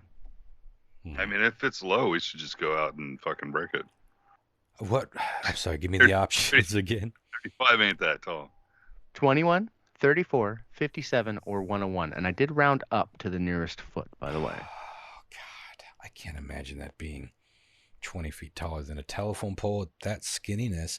I'm going to go with B in the 30s. 34. Yeah. Okay. I'll put you down for a B, Ron. Jon-Mark? Yeah, I'm going with 34 too. Yeah. Okay. Lyle? I'm going right in the middle with the 50. 57. Yeah, I think that's the next best guess. You know what's funny is that you took one of those video pictures. So if you hold your thumb down. Oh, shit. Well, don't do that. If you almost. No, you did it great, but there was a chance that you could have actually. Oh, it's right. Panned up on the photo. But Oh, I got to be more careful with them shits. Yeah, I don't know how people send those. I never send those. I don't know if that's an accidental thing or if it's a setting you hold your button to. I don't know how that works, but Well, anyway, you're gonna get a couple more. So it didn't give it away. Perf. Okay. Question 4. Norway's women's beach volleyball team recently made the news when they received a hefty fine, which was roughly about $250 per player, for something they did. What did the volleyball team do that angered the Disciplinary Committee of European Handball Federation? That's a fucking thing. And they were fined. What happened? Was it A, they wore shorts instead of bikini bottoms to a match? Oh yeah, you can't do that. That's why people tune in. Holy short. I did not mean to say that. But I've talked about that shit in the past. It started off shorts. At some point, it became bikinis, and those things get tighter and smaller every fucking year. And I'm convinced it's for ratings. I mean, what else? Was it B, they had a mask burning party? Where was this? What country? Norway. No. Huh. Okay. Ooh. Is it C, they posed as a group in spa masks that looked like blackface? Oh no. You just don't do it anymore, right? You just don't. If it's questionable at all, don't do it. I hope that's your black Aaron. It's good to hope. Is it D, the entire team went braless as a statement during one of their matches? Oh God, this is hard. You know what I mean, huh? Champion shit isn't for bitches, Ron. God. You need anything else again, or you feel pretty good? No, I got them all. I'm still leaning towards A, but the bra burning thing. There was no burning. You're melding two questions. It's the same spirit. It's just crazy to me that we're still, Sarah's girls were asking me the other day, like, why can guys lay around without shirts on, but girls can't? It's like, look, I have no idea. Nobody fucking rule. I straight up told him, like, literally nobody can say on paper why. It's a silly rule. I don't agree with it, and I don't know. I'm guessing in your lifetime that will change. I didn't know how else to answer it because no one knows how to answer that fucking question. Boy, I'm really leaning toward D now. I'm gonna stick with my gut on A though, because I've watched. Like I said, I'm a huge fan of the Olympics. I have seen these outfits. Same with professional volleyball. Those shorts went from shorts like gym shorts to snug shorts to spandex to bicycle shorts to tinies to bikinis, and they just get smaller and smaller and smaller. I don't imagine you're getting much more athletic maneuverability the shorter it goes at this point. Diminishing returns on that, but lots of entertainment value. So I'm going to say that they maybe pushed back on that. And boy, that's an interesting thought, though. Could they force them to wear short shorts? Yeah, if it's part of the I'm going to stick with A. That one's tough, though. It could be any of them. Prizes ready. Sorry, I'm in the bathroom. Right with you. Flush. You're wrong, but whatever. Okay.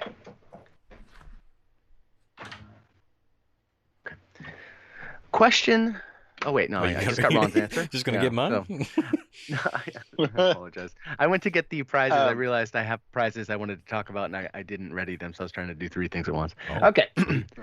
Edit this, Ron. Make it sound good. Make it sound good, Ron. Wake up. I will. No editing. Ron convinced me. I'm going with A as well. You're solid A. Shorts. Okay. Yeah. The uniform thing. With boobs.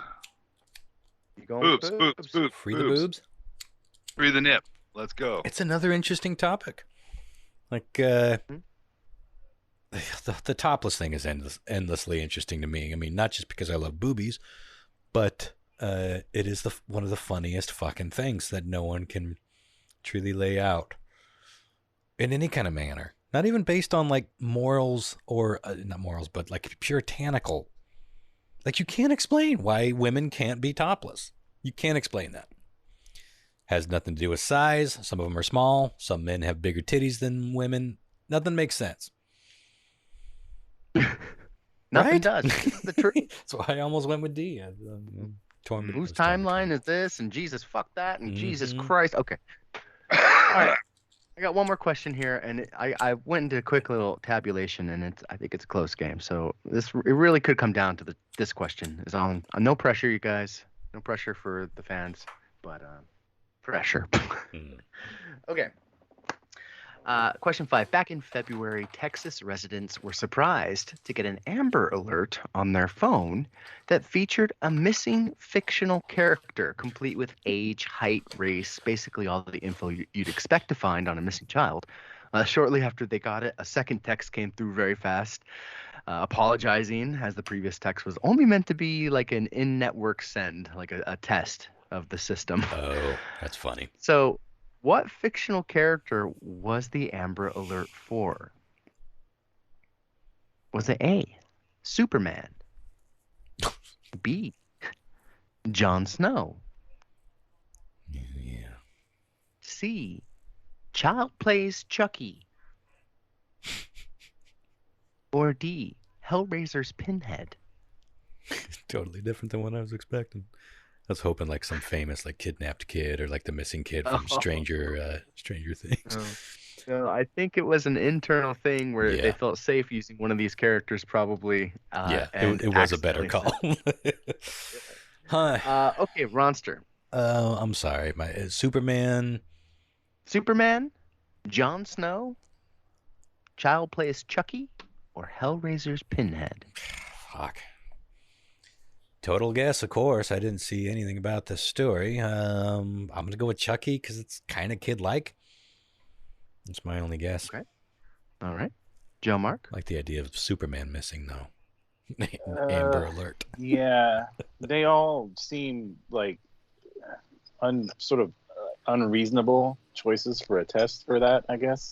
But like Chris said, I mean, if they had gone the other route, it wouldn't necessarily be immediately clear that, we fucked up. This is the test. I don't know. That's probably the way to go. It's probably Chucky, but I don't want to cop on. This is you're not doing it for you. So. You're doing it for whoever you're playing for. So you do what you. That's true. I don't know, man. Shit. Well, since that's the case, I'm gonna have to go with Chucky because that seems like sound logic. Yeah. It does seem like sound logic. Okay. Put you down for a C. Seems like it. Let's see what the Analyles has to say. That's a funny group, though. Yeah. Where's Lyle taking us? Boy, he may have kicked. Jon-Mark and I did a lot of the same answers. Lyle may have crippled us again. Where are you going with this one? If I go Superman, it's two different people. So it doubles my That's options. True. That'd be two Amber Alerts. One of them would be a kryptonite. Oh, it's Superman or Clark Kent. Okay. Putting you down for A. Superman never made any money. Remember that song? Oh, yeah. Crash Test Dummies. Okay, I'm going to put you guys on hold for just a sec because I want to get this prize that I have, or try to find it really fast. I'll be back in like 1 minute. I'll go back to singing. Clark Kent, now that was a real gent. What a weird voice that dude had. He sort of took the yarl, whatever we called it, from Soundgarden, that sound to the whole new level, and he had that super deep voice. But they had a bigger hit. What was the bigger hit? Oh, yeah. Once there was this girl who... What a weird time the 90s was, especially the mid to late. Anything went. The kookier you were, and the more like alternative to anything we'd seen before, the better. That's the same song, right? Or am I melding two different songs? Oh, if it's the same song. That's all blurring. Once there was this girl who got into an accident and couldn't come to school. Yeah. Okay, guys. I return. I apologize for the short delay there. I was getting together a prize I've had for some time here. The prize for tonight's championship is a collection of a few books that I have been saving that were sent to us to be used as prizes years ago from from guests we had on the show. So I've had them here for a while, so I figured why not? I'll go down and I will mail this to whomever wins. They're brand new. They've never been read. The books are The Flying Saucers Are Real by Donald Keyhole and A Season in the Abyss by Brian Toohey, our good friend we had on the podcast. Yeah. Am I saying his name right? I think I am. Yeah, Toohey. Who got you those? I think he did. I believe he mailed them to us to give them away as prizes. A Season in the Abyss is about sports gambling versus the NFL's integrity. That's the front of it. So I thought I had a copy of The Fixes In. Was that his other title? Yeah, that was his first one. And if I do have a copy of that, that will be included as well. It's pretty mind-blowing. And if you are a Patreon subscriber, you can do so at patreon.com/Tales from the Space Pod. You can go back and get those archived episodes of him. We interviewed him about fixed sports and disaster governments. Fascinating guest. Yeah. So that is what's on the line here. And I think I even have a couple of old Space Pod buttons I'll throw in the package. Awesome. So let's see how we did. We're going to start off again with a 2-point question. In 2019, some Good Samaritans found what they thought was a really exotic, unidentified bird. But I have a picture of what it actually was here, which I'll just send over via text, since that's where we're already at. It's going to be a moth. Moths don't have beaks, though. I guess if it was transformed. Well, people don't have brains either. Oh, that's true. Do you remember the croissant? For fuck's sake. Yeah. That's why it could be the Furby. Oh, wow. It's the seagull. Well, that's the color I was imagining, but I was not imagining it that well covered. That does look kind of beautiful. Yeah. Right? Like that looks like a majestic as fuck golden eagle of the apocalypse. Yeah. Why did I not get the picture yet? Don't throw stones at that in the ocean. Oh no. Oh yeah, no. You'll be this is over text, destiny right? with the rhyme of the ancient mariner. Finally showed up. Oh yeah, look at that. Oh, yeah, Isn't it beautiful? Oh. Ron and Jon-Mark What did he got get that into a for 2 fucking points. 5-gallon bucket of curry? I don't know. Nobody fucking knows. He's covered. But he smelled lovely, apparently. The thing I saw just had like a blue head, like some sort of wacky parrot. We're like, what the fuck is that? It was the same thing. What's that exotic pet that got loose? Got into like a fucking Lick-A-Maid pouch or some shit. Yeah. Okay, so again, Ron, you're playing for Sarah Ray Shields. Jon-Mark, you're playing for Skip Faltisco, and Lyle was playing for Denny Kish. First question right off the bat, Ron and Jon-Mark are netting 2 points, so they are in the lead. But as we move on to question 2, it's anybody's game. Concerts, they are returning, and many musicians are continuing their concerts they canceled when COVID hit, including Elton John, who's resuming his Goodbye Yellow Brick Road tour, world tour. Apologies, Sir Reginald. But he said in an interview recently that he is going to retire this song because he just doesn't like it. He doesn't want to play it anymore ever again. And we were talking about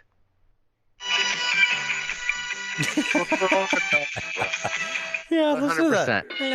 Everything about it is just brash and weird, but not necessarily good and doing weird. Great. Wow. Crocodile Rock. Ron and Lyle got that correct. Will not be missed. Right. So Lyle's on the board with 1 point. Jon-Mark has 2 points, and Ron has 3. Still anybody's game, as we have another doubler coming up here with question 3. Thanks again to TJ for sending this over. And if you stumbled upon a question at home you'd like me to turn into one of these, don't be shy.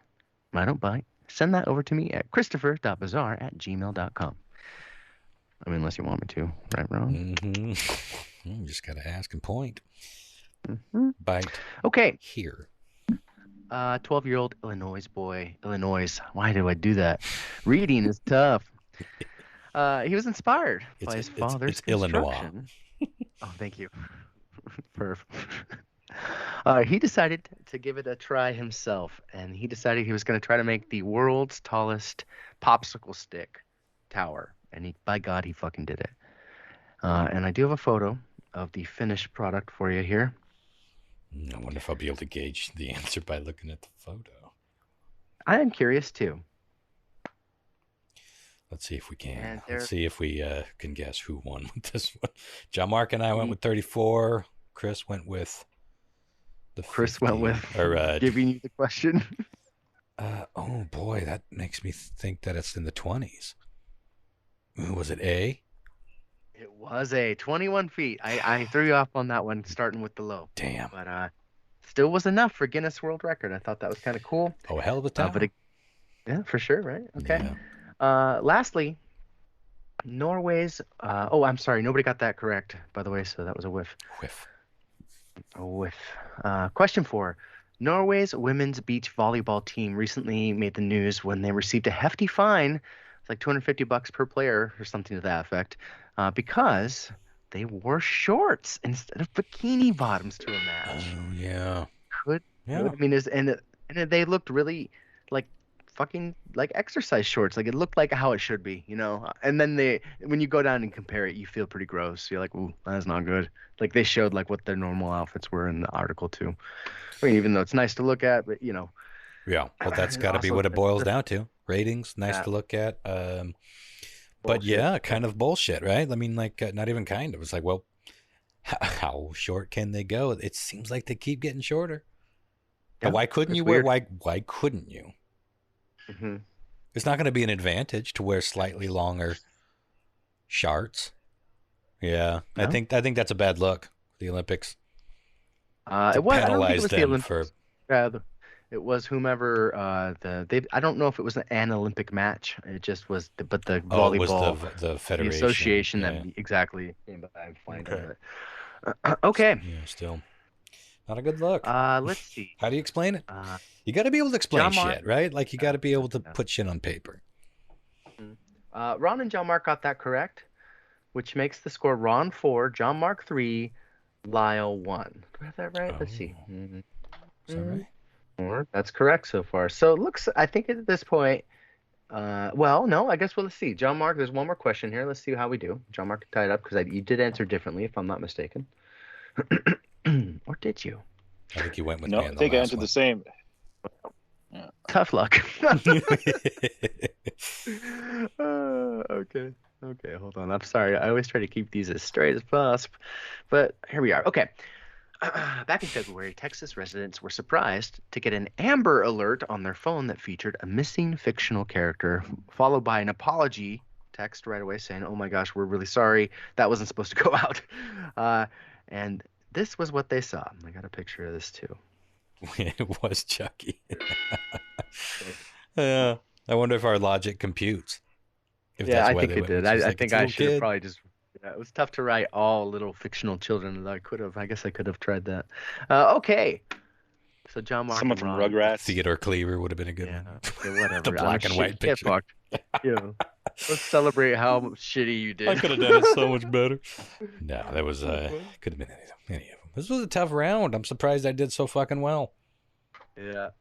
That makes Sarah Ray Shields our big winner because Ron stepped up. He stepped up in the championship. That is amazing. Well done, sir. Me. I kind of feel more comfortable in the loser's chair. Now I'm starting to feel a little bit of pressure. You know, when you only lose, there's no pressure.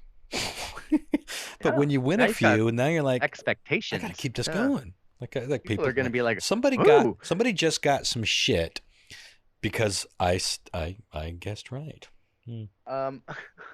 Yeah, the problem is expectations are going to be set high now. Somebody's going to be like, "Oh, Ron, I got Ron. Oh yeah." I don't think that's going to happen anytime soon. I think we gotta get ourselves a long, good run here before that'll happen. All right, Sarah, I'm adding you to the Hall of Shame here for the championships. You are among greatness now, as with Stephen Moyers, Jeff Hall, Ron Koppenstein, and Sarah Ray Shields. They're all up there in the stars. All of them but one Ben have Moorhead. received prizes. Still awaiting their prizes. Well, here's the thing. Good news, y'all, who are awaiting your prizes. Only 2 of you, I think. I am so close to pulling all that shit out of that room and reorganizing it because I have to for a lot of reasons. So it will be soon. I promise. Sure. Mostly. Mostly. No date. Well, hell, that was fun. That was great. It's always fun to Good win. job, guys. Yeah, I bet. I'm ready. I'm relighting my joint. I'm going to close my eyes and let the sweet sounds of Jon-Mark's voice lull me into safety. We are dying to know what you are bringing for us and why. Well, the album that I ultimately picked for an album that changed my life just happens to be fitting right in with the whole grim, and I wouldn't say pleasant necessarily, but the grim aspect of the previous elements of the show this evening. But I was thinking about this for a long time since we started this, and that was like the first thing. I was like, what's an album that changed your life? And I was like, oh, well, which one would it be? And I ended up with, I think, 4 very strong contenders. One of them was, in fact, an Iron Maiden album, and because that would have been the album that really solidified my love of heavy metal, right? And it was just like that was what my ears were searching for, but I didn't really know what it was, right? Until I heard that. Somewhere in Time. Ron, you gotta guess, Ron. Somewhere in Time. I'm guessing Somewhere in Time. Okay. I know your favorite. I think your favorite was the next one, though. Well, the one that I was originally gonna pick, if I was going down the Iron Maiden road, would have been Peace of Mind. Yeah. Oh yeah. Yeah, Lyle's right. Number of the Beast is another one, but I think so. Peace of Mind was next. Yeah. Yeah. The reason I didn't go with that is because I kind of felt like it was kind of too obvious, and I know that you and Lyle are super familiar with that album. And even though Chris is not necessarily that familiar with Iron Maiden, I'm sure that he has heard The Trooper and stuff like that. So it was like I kind of wanted to go with something that wasn't quite as familiar. Okay. And then I was thinking, well, there was a Voivod album that was also pretty influential to me, but I didn't want to go. I didn't want to have something that was necessarily that close to the prog, like we had just listened with the Rush. I love the journey you're taking us on right now, just like Ron did. I love it. You're doing great, buddy. Because the Voivod album that I would have picked would have been Dimension Hatros. And when I first heard that album, it was just like I'd never heard anything like that before, and I was like, what the fuck? What are they doing? And why is this so different? And why is it so weird? But it's like thrash metal, planet. But it's like nothing I've ever heard before. And how are they doing this? And I just had to understand it. So I just kept listening to it over and over and over. But I didn't go with that because it's like pretty close to the whole prog thing. And then I was thinking, well, like, punk rock. Was there a punk rock album that changed my life? And there was. It was the album that got me into punk rock, and that was Dead Kennedys' Bedtime for Democracy. Okay, all right. This is fucking great. Okay. I think that was the first Dead Kennedys album, or that was the first actual punk rock album I ever bought, I think, cassette tape. 1986. Yeah, and 11 songs. Cool. Yeah, pretty much. Yeah, but they're only like a minute, 2 minutes. minute and a half, maybe. There's not 2 minutes of wind chimes before each song. No, not at all. No, just a little bit of. Is that the one where he killed himself listening to an Ozzy record? Yeah, totally. What was funny about that was this, like, Jello's voice was very distinctive, right? And very Geddy Lee in its way. Sort of, but it was like what was odd to me was that at first it was like almost off-putting, but not totally, but just kind of like, well, this is kind of weird. This guy's vocals are kind of weird. But if you think about what Dickinson sounds like compared to Jello, they're kind of both doing similar things. So it shouldn't have been that weird to me, but it just kind of was. Anyways, what I've ultimately landed on and decided to pick for my album that changed my life was the first black metal album that I ever heard that got me into... so that wasn't the Dead Kennedys? That was another... That was another punk rock penultimate zag. And we're about to get to the zig. So what I ultimately settled on was the first album that really introduced me to black metal. And it was a complete accident. King Diamond? Nope. I faith. I have a friend that at the time his girlfriend worked at a record store, and always a good start. She would get like the promo CDs and stuff that, you know, like labels would send to the record store, like, here, check this out, you know, and she'd like get those and take them home. And she was really into metal, so she would just grab anything that looked like it was like metal or, you know, interesting and bring it home. We were at band practice. We practiced in his apartment. He had like a basement sort of apartment thing. So we're at band practice one day, and we were done with band practice. We're all just kind of like chilling out, like just like listening to some music and kind of like going through stuff, like flipping through like a stack of CDs. And it's like, what's this? And I almost couldn't read the name like any good black metal band. Like, classic black metal. It's like, what is this? It's like, hey, can I put this on? Sure. So I put it on, and I was like, what the fuck is this? The same reaction I had to Voivod, you know, back in the day. And I was like, and it kind of reminded me of that in a way. I was like, this almost kind of sounds a little reminiscent of some kind of Voivod elements to it, but like, what the fuck? And it was almost comical, right? Because it was just like so kind of extreme. It was like almost funny in a way. But there was something about it, and I was just like, can I take this home? Because we were all kind of like laughing about it, but then I was like, sit with this. Yeah. Then I got serious. I was like, can I take this home? And she was like, yeah, sure, go for it. So Ron, do you have a guess? I would guess Dark Throne's Transylvanian Hunger. That's a good guess, but it is incorrect. The album, the band, and the album in question.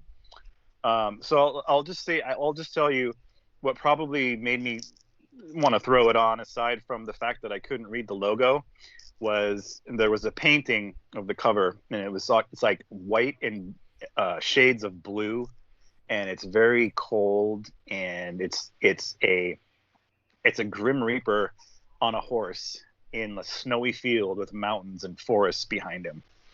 And the album the album is Storm of the Light's Bane by the band Dissection. I'm not too familiar with them. Interesting. Good. And so this would have been, I want to say like 97ish, 98 maybe. I'm not quite exactly sure of the year, but this album came out in 1995, and it was kind of at the sort of like the height of the second wave of black metal, but it was pretty unique in the sense that it was the first album. It was the first black metal album to mix black metal with like death metal elements, and the death metal elements weren't like traditional, like what you would think of like Cannibal Corpse or anything like that, with like, you know, just like really chunky, like in like Cookie Monster vocals, you know. But the production of it is not traditionally what you would think of as like second wave black metal, where it's like really necro and just sort of like sounds like it was recorded in a basement on a 4-track or something. Yeah. Just like really noisy, you know. It's like it was recorded really well. Everything has its space. But the composition of it has, I don't know how to describe it. Like, I'll try to describe it, but like there are elements of black metal.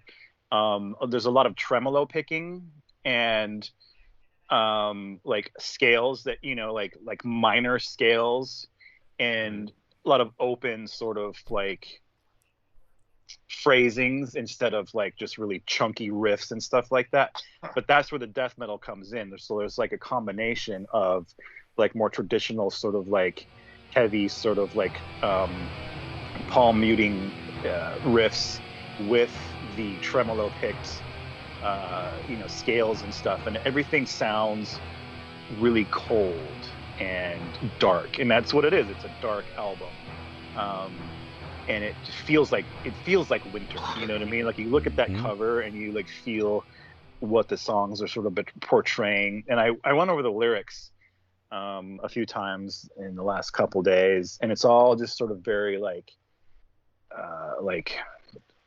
sort of like themes of like darkness defeating the light kind of things. Like imagine like the Nazgul from Lord of the Rings, like what they would sing about, like what their mission is, that kind of stuff.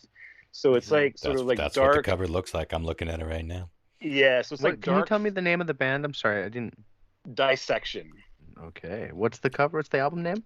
Storm of the Light's Bane. Oh fuck yeah! I already love the album cover is dope. And I'm ready for winter too. Toss a coin into your witcher. The greatest adventure. Totally. And so it's this album is wild, and like this is one of my top 10. We might be nerds. This is one of my top 10 albums of all time, honestly. Since I discovered this album back in the day, like the first thing when I listened to the whole thing a few times, I was like, I need more of this. Is there more bands like this? Is there more music like this out there? I need to find it. I need it right now. And there is, but there's really like nothing that I've heard since that time that really to me captures this exact same sort of feel. Because it is cold and it is raw and it is dark, but it's also very melodic and at times like beautiful in its own, weird way. The vocals are not like Cookie Monster vocals. The vocals are probably the one thing that might throw some of you guys off a little bit. It's typical black metal, like sort of like not banshee wails, but how like they have like a higher register of like the harsh vocals. Yeah, it's almost like a whisper scream. It's like exactly, yeah, like that. But it's not. It's sort of like in a mid register, and it's not like whoa, there's none of that stuff. But there's like acoustic guitars interspersed here and there with some of the songs. That just like his lyrics paint very vivid imagery of some of this stuff. And is it in English? It is in English, yep. And which is rare for black metal. Yeah, classic so this band is from Sweden, so they're not a Norwegian black metal band. They're from Sweden, heavily influenced by the Norwegian scene, obviously, but they were apparently they shared. Have you ever heard of a band called At the Gates, Ron, or any of you guys? No, I haven't. So there was a movement happening in Sweden around this time. It was like melodic death metal, right? Is what they called it. So it was like aggressive like metal, but there was a lot of more like sort of melodies and stuff happening in the guitar parts. And so that's where Viking metal came from. Kind of came from that, yeah. But this band Dissection apparently shared a rehearsal space with At the Gates while they were rehearsing for this album, I think, which makes sense because those elements of like the melodic death metal Swedish sound combined with the sort of Norwegian black metal influences, the kind of really what made this unique at the time, because it was really nothing. It was sort of the first album that combined those two things and like that well, right? And this is, to me, one of those albums where you hear it and you're like, this is lightning in a bottle. You can't ever do this again. You know what I mean? It's just like the composition, the performances, the production. It's just one of those things where it's like, okay, that's kind of your pinnacle. Where was this in their catalog? This was their second album. Okay. Yeah, they had recorded another one previously with the same producer, I believe. I don't know if it was at the same studio. And I have that album as well. But it's like the first album, the songwriting wasn't quite as tight. You know what I mean? Like this, like everything about this album to me is just like perfect in its way. You guys probably won't agree, but to me it is. And the one thing that really, really stands out above all else on this album to me is the drum performance.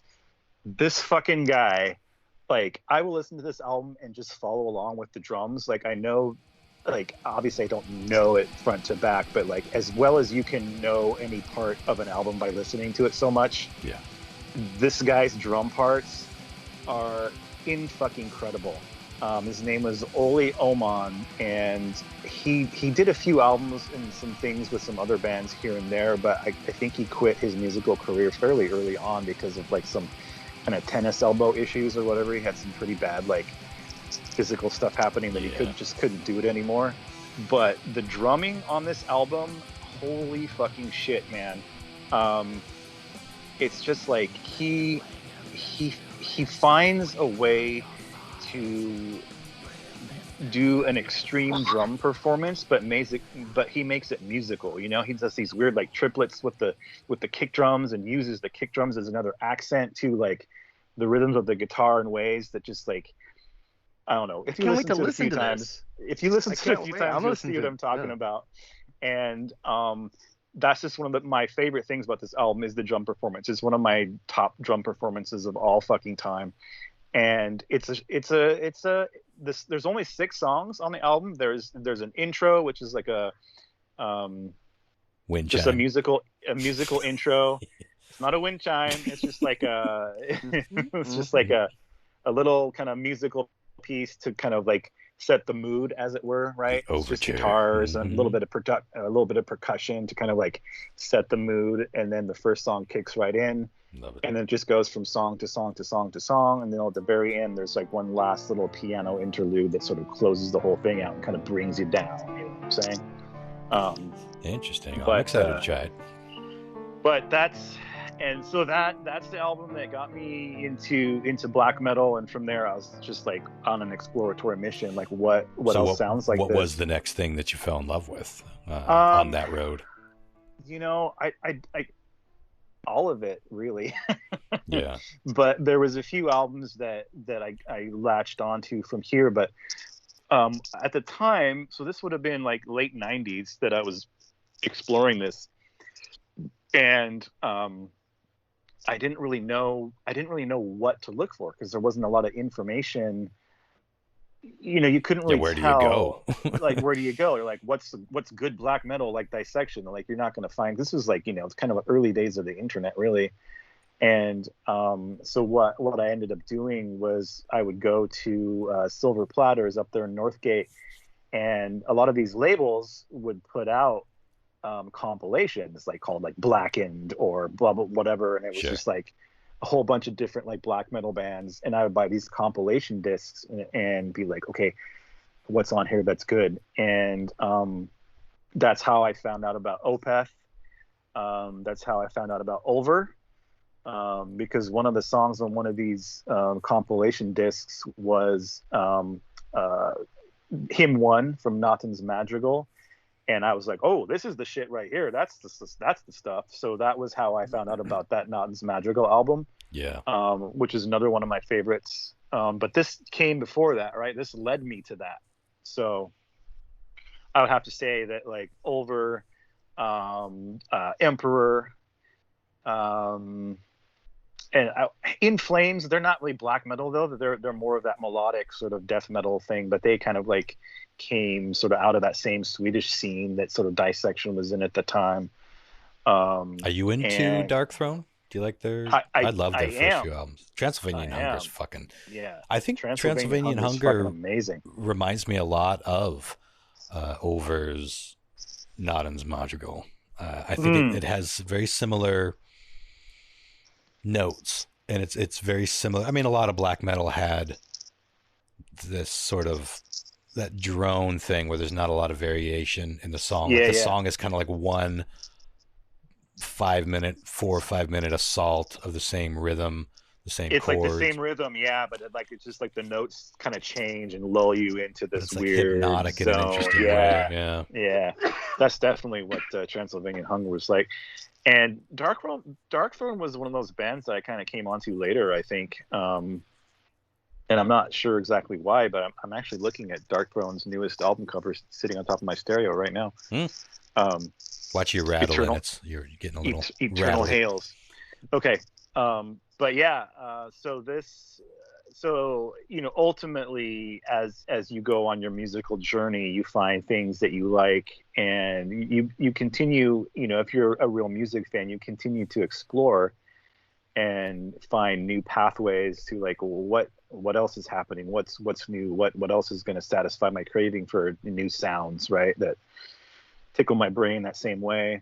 And black metal was definitely a path that like my musical appreciation needed to go down, even though I didn't know it. But there's still there's still like great black metal being released now. There's like newer bands, like this band that I'm really into called Mork, that are just very, very traditional Norwegian black metal, but kind of like just elevated a little bit, you know what I mean? Taking cues from the greats like Dark Throne and stuff, and just kind of like, like doing something a little bit different with it, a little bit more modern with, but in the same sort of vein, Right. Well, Kvelertak but anyways, even has elements of all that stuff, but then for sure. They're all over the map, but they absolutely are taking from some of that too. Yeah.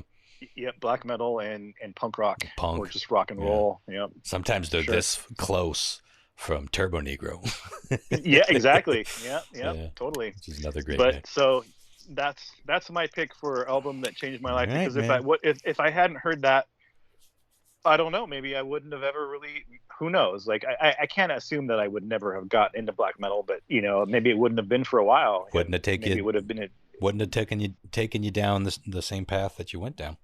Yeah, it was the perfect introduction for me. And to this day, I think nothing else sounds like this album. And it's even like, I read some reviews from people that are talking about it's like considered to be like a classic of the genre and highly influential. Well, that's kind of a two-edged sword about albums like that. It's like, because you do want to chase down, you want more of this. But It's like the first time I heard My Bloody Valentine, their big album, Space and the name of it. But it's like you want more of that. And there are other shoegazy, other fuzz heavy bands and albums, but there's nothing that sounds quite like that. Like Some Dragons, no matter how far you look, they can't be chased. Like you get the one and done, and it does sort of set you on this quest, though. Yeah. Well, I'm excited to hear Dissection. I don't know if I've ever heard that band. I've heard the name, but I don't know if I've ever heard them. Favorite track on the album, Jon-Mark? Fuck, they're all so fucking good, but or just one. Toss a coin to a Witcher. Part 3 is his. If I was gonna have to pick one out of the 6. Yeah, you only got 6 to choose from. God dang, there's elements in each one that I'm just like, oh man, that's the best thing. But I think I'd have to go with Unhallowed. Okay. Well, I'm prepped. I'll listen to it very night as I'm laying on my bed of nails, and I can't think of a more proper setting. Laying on a bed of nails in front of air conditioning. Perfect. Awesome. So yeah, can't wait to hear what you guys think, and if it seems like it's gonna make you want to explore black metal more, or you're just like, nah, not for me. Well, we will talk about it soon. It may. We may have to take a week off. I might have to, next week is Comet Week. I'm usually scrambling. So it may be a couple weeks from now before we put the new episode up. We'll see. But it'll definitely be on the next episode. I will listen, and we all will listen and get back to you. This is fun. I'm really digging this. This was a good idea. Me too. Yeah. And I really hope you all are playing along. I know some of these genres and some of these bands are not in your wheelhouse and maybe seem a little bit repulsive to you. That's kind of the point, though, is turning you on to something new and, getting a deeper look into us and what made us us. If you care, I mean, a lot of you have been with us for a long time. This is kind of like a next level, if nothing else, just like a little bit of an experiment. You never know what you're going to be turned on to. I just had a great idea. Do it. Go ahead. I think that at the end of the first round, when we all do our albums, we open it up to listeners to send us their recommendations, something that changed their life. Like, let's get a list of people that send it over, and then we'll pick one that we really like, and we'll treat it as the member of the group. We'll give it a fair listen and talk about it and read what they wrote about it too. That's a great idea. We can get to know you back. Mm-hmm. Yeah. So play along with us. We'll play along with you. It'll be great. Our album club, record club. I just have to add one thing about this album, is that currently this album is probably like kind of like my holy grail of finding it on vinyl, but I don't think it's ever been reissued. And the last one that I found on Discogs was like fucking $800 or something. Oh my God. So it's probably going to be a while, if never, that I will get this on vinyl, but maybe they'll do a reissue someday. Who knows? But I'm sure they will. Everything eventually. Yeah. I mean, if you can get the soundtrack to fucking Trolls 2 on vinyl, you'll be able to get it at some point. But fingers crossed. Fingers upside down crossed. Yeah. The black metal salute. All right. Well, that was fun. Listen along with us this week, y'all. Dissection. The Storm of the Lightning's Bane. I think I got it 90% wrong. What is it? One more time. Storm of the Light's Bane. I was closer than I thought. Okay. Yeah, pretty close. We'll check it out, and we will talk soon. Thanks for tuning in, everybody. Have yourself a grim and mostly pleasant week, and we will be back at you. Bye. Next week, 9/11. Almost didn't say it. That would have been bad luck. Bye. Night, y'all. Bye.